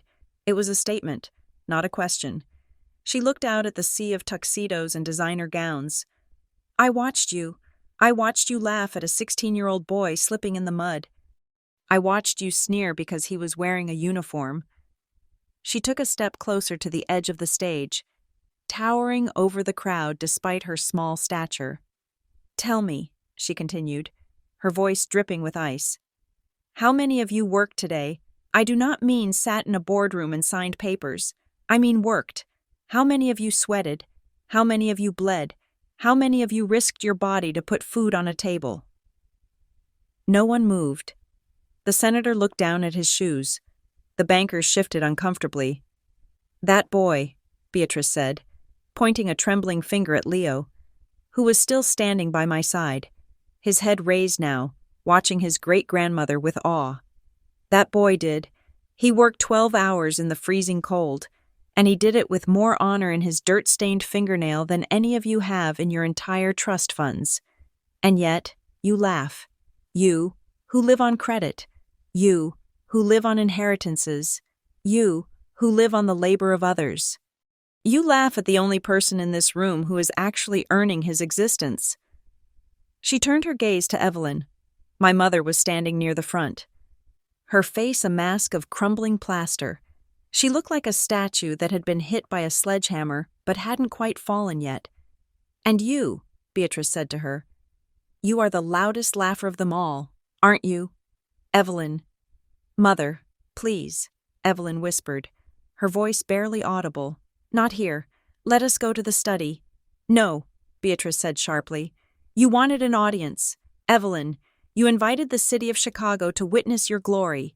You wanted to show off your home, your success, your perfect family. Beatrice laughed. It was a dry, rasping sound. You stood there 5 minutes ago and told my granddaughter there was no room for her, Beatrice said. You told her that poverty was a disease. You told her she was not family. You told her this was your house. Beatrice paused. She looked around the opulent ballroom, taking in the crystal chandeliers, the silk drapes, the 7-tier cake. Is it, she asked softly, is it your house, Evelyn? I have lived here for 20 years, Evelyn stammered, trying to regain some shred of dignity. I have maintained it. You have occupied it. Beatrice cut her off. Like a parasite occupies a host. She signaled to Mr. Henderson. The lawyer stepped up onto the stage. He placed his briefcase on a small table next to the DJ booth. The click of the latches opening echoed through the silent room. He reached in and pulled out a stack of documents. They were old. The paper was yellowed, the edges soft with age, but the red wax seals were vibrant and unbroken. Mr. Henderson, Beatrice said, would you please read the title deed for the property located at 112 Lakeshore Drive? Mr. Henderson adjusted his glasses. He held the document up to the light. The property is held in the sole name of the Beatrice Ellington Revocable Trust, he read, his voice dry and clinical. Established in 1995, the primary trustee and sole beneficiary is Beatrice Ellington. He pulled out another document. And the operating expenses? Beatrice asked. The taxes, the maintenance, the funds used to pay for the heating, the water, and indeed, this party. Drawn from the Ellington Family Trust, Henderson read. Also under the sole control of Beatrice Ellington. Beatrice turned back to the crowd. Did you hear that? She asked. This house, this land, the heat you are enjoying, the champagne you are drinking, the roof over your heads, it all belongs to me. A collective gasp went through the room. It was the sound of 100 social climbers realizing they had been sucking up to the wrong woman. I own the foundation, Beatrice said, stomping her foot on the stage. I own the walls. I own the furniture. I own the very air you are breathing right now. She looked at Robert Vance. The developer was pale, sweat beading on his forehead. He looked like he was about to vomit. Robert, Beatrice said, you told everyone you bought this place, didn't you? You told them you were a self-made man. Beatrice, listen, Robert choked out. I invested. I managed. You managed nothing, Beatrice shouted, her voice finally rising to a roar. I let you stay here. I let you live in my home for 20 years rent-free because I made a promise to my dying son. I promised him I would not let his wife be homeless. I promised him I would provide a roof for his daughter. She pointed at me. But you broke the contract, Evelyn, Beatrice said, her voice shaking with emotion. The deal was simple. You live here. You take care of the family. That was the price of your luxury. And what did you do? She stepped down from the stage. The crowd parted for her like the Red Sea. She walked until she was inches from Evelyn's face. You turned my granddaughter away, Beatrice whispered, but in the silence, it sounded like a scream. She came to you in the dead of winter. She begged you for a single room. She told you her son was freezing, and you said no. Evelyn was trembling now, violent shudders racking her thin frame. I didn't think. You said there was no room, Beatrice continued, relentless. In a house with 10 bedrooms. You said there was no room. You said she would ruin the aesthetic. You chose the appearance of this party over the life of your own blood. Beatrice looked at Leo. And then, she said, her voice cracking with fury. Then you mocked him. You used my money, the money I give you to maintain this house, to hire a cleaning crew. And when you saw your own grandson on his knees scrubbing your floor, you laughed at him. You called him trash. Beatrice leaned in. Well, Evelyn, she said, I am the landlord, and I have a very strict policy against trash in my building. What are you saying? Evelyn whispered, tears finally spilling over her mascara-laden lashes. I am saying, Beatrice said, straightening up and addressing the entire room, that your lease is terminated, effective immediately. You can't, Robert said, stepping forward. We have rights. We have lived here for 2 decades. You have to give us notice. You have to go through the courts. I don't have to do anything, Beatrice snapped. But because I am a woman of law, Mr. Henderson has prepared the necessary filings. You are not tenants, Robert. You are guests at will, and my will has changed. Mr. Henderson handed Robert a thick envelope. Robert took it with shaking hands. You have 48 hours, Beatrice said. What? Evelyn shrieked. 48 hours. That is impossible. We have furniture. We have clothes. We have nowhere to go. 48 hours, Beatrice repeated, her voice hard as granite. To remove your personal effects, anything left after that time will be donated to charity. And I do mean personal effects. Evelyn, the furniture stays, the art stays, the silver stays. Those belong to the Ellington Trust. You leave with what you bought with your own money, which, from what I can see of Robert's business filings, is not very much. But the party? Tiffany wailed from the stage. She had come down. abandoning her microphone. She looked like a melting cupcake, her pink dress wilting, her face streaked with tears. "It is my birthday!" Tiffany cried, stomping her foot. "You can't kick us out on my birthday. This is my house. I grew up here. My friends are here." Beatrice turned to look at the girl. She didn't look at her with hatred, but with a profound, pitying disappointment. "It is your birthday," Beatrice agreed. 18 years old, an adult, old enough to know better, old enough to know that mocking a working boy on the internet is cruel. "I was just joking," Tiffany sobbed. "Why is everyone being so mean to me?" "You have 3 bedrooms, don't you, Tiffany?" Beatrice asked quietly. Tiffany blinked, confused by the sudden change in topic. "What? Your mother told Cora on the phone," Beatrice said. "She said you needed the entire 3rd floor, 1 bedroom for sleeping, 1 for your clothes, 1 for your videos, 3 rooms for 1 girl, while your nephew slept in a van in sub-zero temperatures." Beatrice took a step toward the girl. "Well," she said, "now you will learn a very important lesson about balance, my dear." "What lesson?" Tiffany sniffled. "You are about to learn what it feels like to have 0 bedrooms," Beatrice said. "You are about to learn what it feels like to pack your life into a box and wonder where you are going to sleep tonight, just like you forced Leo to do." "Grandma, no." Tiffany grabbed Beatrice's arm. "You can't, Mom. Do something." Evelyn didn't move. She was staring at the floor, defeated. "The party is over," Beatrice declared, her voice booming. Security, the guards, who had been watching the scene with wide eyes, snapped to attention. They knew who the boss was now. It wasn't the woman in the silver dress crying on the floor. It was the old woman with the cane and the checkbook. "Yes, ma'am," the head guard said. "Clear the house," Beatrice commanded. "Escort the guests to their cars. All of them. Now." "Wait," Robert shouted. "You can't just throw the senator out." "I can throw anyone out I please," Beatrice said. She turned to the senator, who was already putting down his drink and signaling his wife. "Senator, I apologize for the abrupt end to the evening. I am sure you understand that I need to fumigate the house. There is a terrible infestation of hypocrisy." The senator nodded. He actually tipped his head to her. "Understood, Mrs. Ellington. Good evening." He walked out. That broke the dam. The guests began to flood toward the doors. They didn't say goodbye to Evelyn. They didn't wish Tiffany a happy birthday. They just wanted to get away from the blast zone. They scurried past us, eyes averted, clutching their purses and their dignity. Evelyn watched them go. She watched her social standing evaporate. She watched her friends abandon her. She turned to me, her eyes filled with a desperate, frantic pleading. "Cora," she choked out. "Cora, please, talk to her. She is your grandmother. Tell her she can't do this. We are family."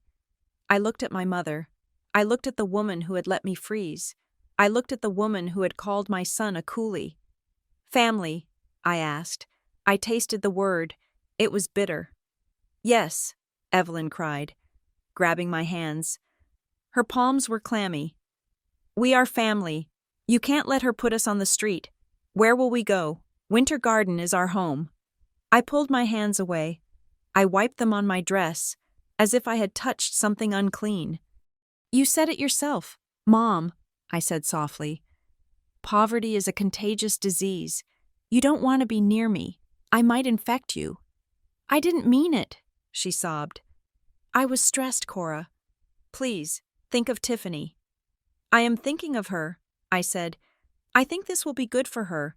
Maybe if she works hard, someday she can buy her own house." "You are enjoying this," Evelyn spat, her pleading turning back to hate in an instant.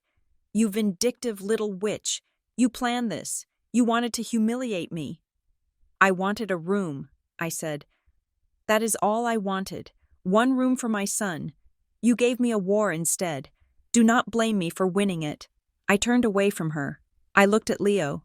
He was standing tall, his shoulders back. He wasn't shaking anymore. He looked at the emptying ballroom. at the terrified faces of the people who had mocked him, and he took a deep breath. "Come on, Leo," I said. "Let's go find the kitchen. I bet there is a lot of leftover cake." "Cora," Evelyn screamed behind me. "Cora, come back here. I am your mother." I didn't turn around. I walked toward Beatrice, who was standing by the stage, watching the exodus with a satisfied expression. 48 hours, Beatrice said to Robert, who was slumped in a chair, his head in his hands. Tick-tock, Robert, tick-tock. The music had stopped. The laughter had stopped. The only sound left was the sound of my mother weeping into her hands, standing in the middle of a dance floor that no longer belonged to her. The turnaround was complete. The house was reclaimed, and for the first time in 16 years, the air in Winter Garden felt clean. The silence that descended upon the ballroom after the last guest had fled was heavier than the noise of the party had ever been. It was a thick, suffocating silence, broken only by the sound of the hired catering staff quietly clearing away untouched glasses of champagne. They moved with their heads down, avoiding eye contact with the family that had just imploded in the center of the room. My mother stood amidst the wreckage of her social life. The 7-tier cake was still standing, a monument to a celebration that had turned into a funeral for her reputation. Her mascara had run down her cheeks in jagged black lines. Robert was sitting on a folding chair near the DJ booth, his head in his hands, looking like a man who was trying to figure out how to vanish into thin air. Tiffany was sitting on the edge of the stage, her pink tulle dress pooling around her like a wilted flower, staring blankly at her phone, which had likely exploded with notifications she was too terrified to read. Evelyn looked up and saw me watching her. For a moment, I saw a flicker of the old arrogance, the instinctive need to command the room.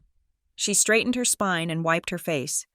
She walked toward me, her heels clicking on the marble floor that she now knew did not belong to her. "Cora," she said. Her voice was brittle, like dry leaves stepping on pavement. "You need to fix this. Go talk to Beatrice. She is confused. She is old. You manipulated her into this scene. But you can talk her down. Tell her it was a joke. Tell her we can work something out." I looked at the woman who had given birth to me. Even now, standing in the ruins, she could not accept reality. She still thought this was a negotiation. She still thought she had leverage. "There is nothing to work out, Mom," I said quietly. "She is not confused. She is the most lucid person in this room." "But 48 hours. Evelyn's voice rose to a panic. "That is impossible. We cannot move out in 2 days. We have lives. Cora, we have standing in this community. You cannot let her do this to your own family." I let out a short, dry laugh. It was devoid of humor. "Family," I repeated. "You keep using that word, but you do not know what it means." "I am your mother," she screamed, grabbing my arm. Her fingers dug into my skin, desperate and clawing. "I raised you. I gave you life." I looked down at her hand on my arm, then I looked into her eyes. "You gave me life," I said. "And then, when I was freezing in a van with your grandson, you told me to die. You told me poverty was a disease. You told me I was a stranger." I gently, but firmly, peeled her fingers off my arm. "You were right, Mom," I said. "You were finally right about one thing. We are not family. Family is the people who open the door when you knock. You locked it." I turned my back on her. I walked over to Beatrice, who was sitting in a chair Arthur had brought for her, looking tired but victorious. I took the arm of my son, whose blue suit was the only clean thing in a room full of dirty secrets. "Let's go home," I said to them. "We have a lot of work to do." The next 48 hours were a masterclass in humiliation for Robert and Evelyn Vance. Mr. Henderson did not leave the premises. He sat in the library, monitoring the move like a hawk.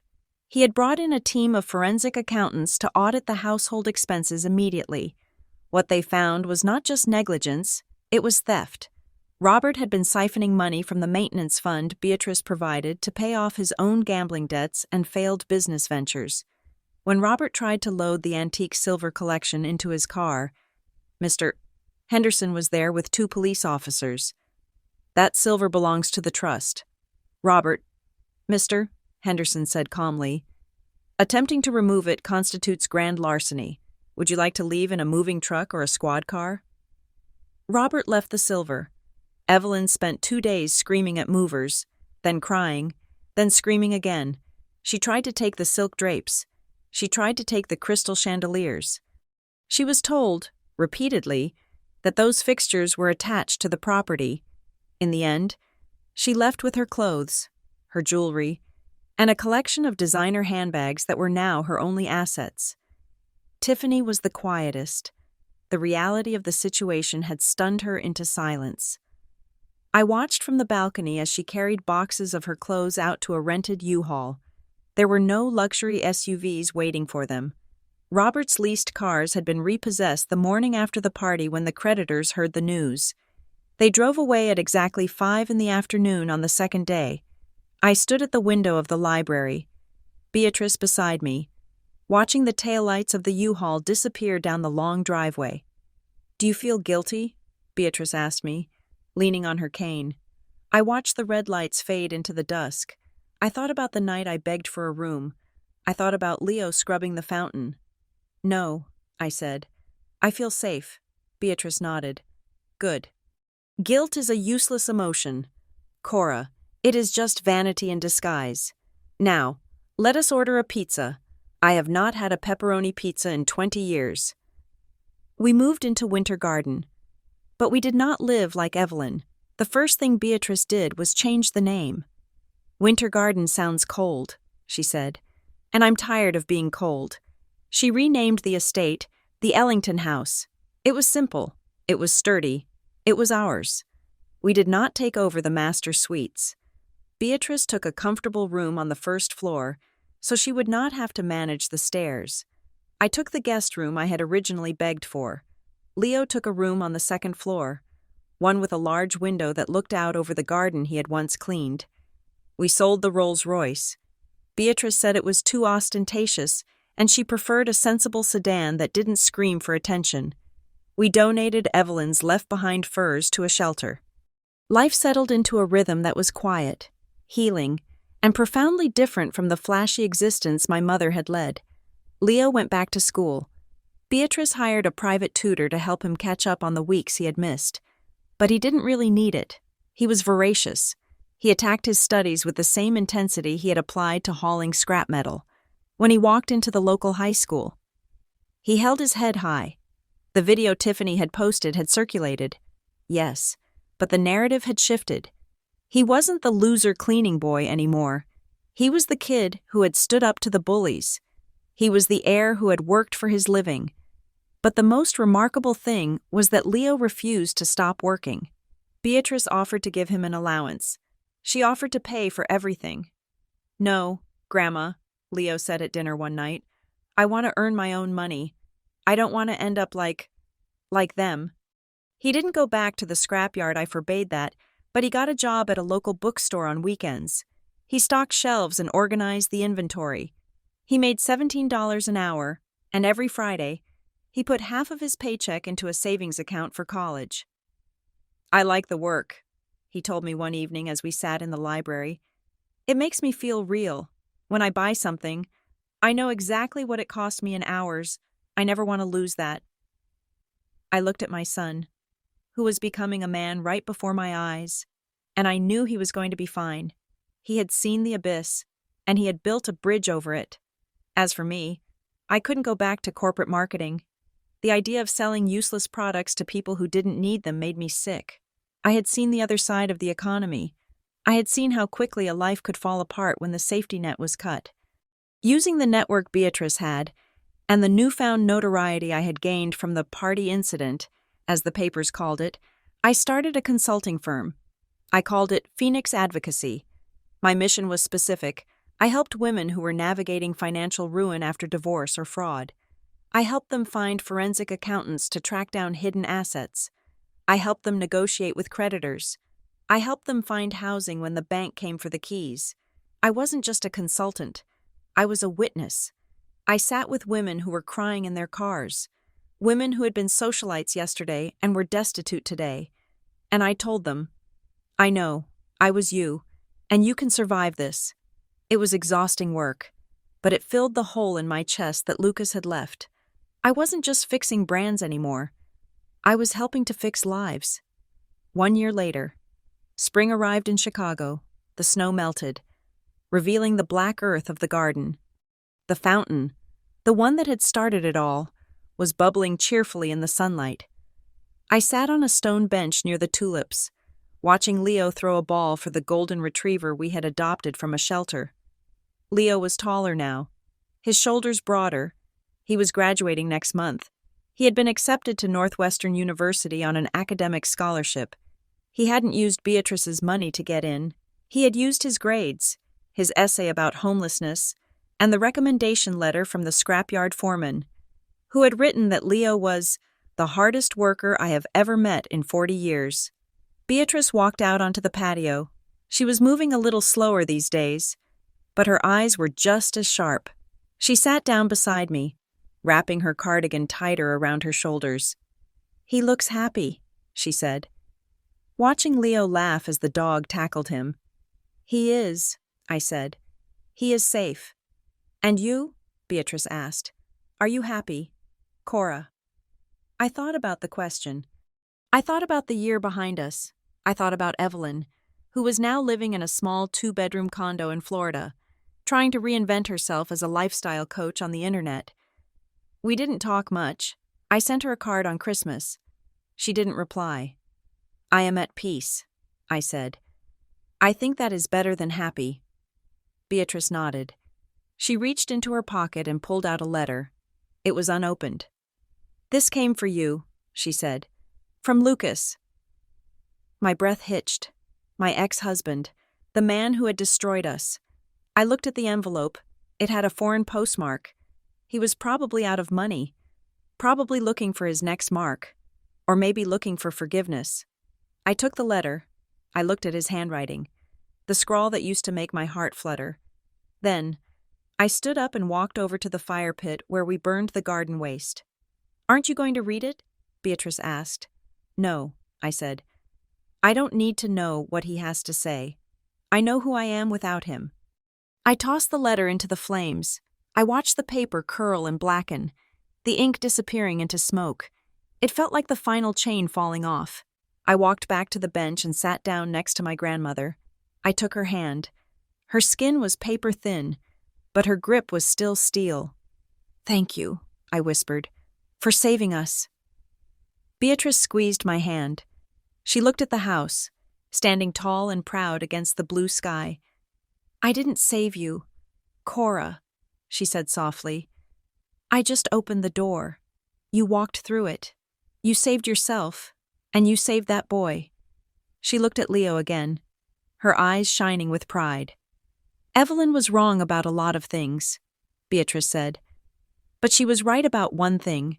This is a house for winners, and I think we have finally filled it with the right people."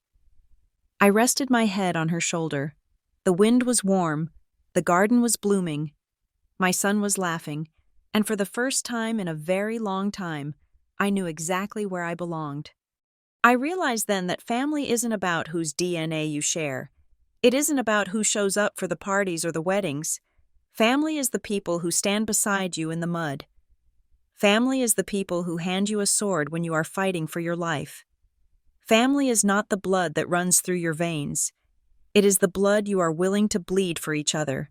And as I sat there in the sun, holding the hand of the woman who had given me back my dignity, I knew I was finally truly home. Thank you so much for listening to Cora and Leo's story.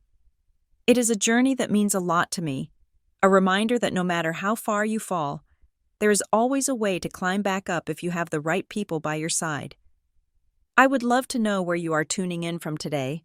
Are you listening from your car, your kitchen, or maybe a quiet corner of your own garden?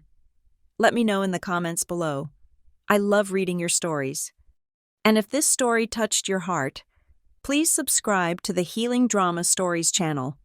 Hit that like button and smash the hype button so we can share this message of hope and justice with even more people around the world. Stay strong, and see you in the next story.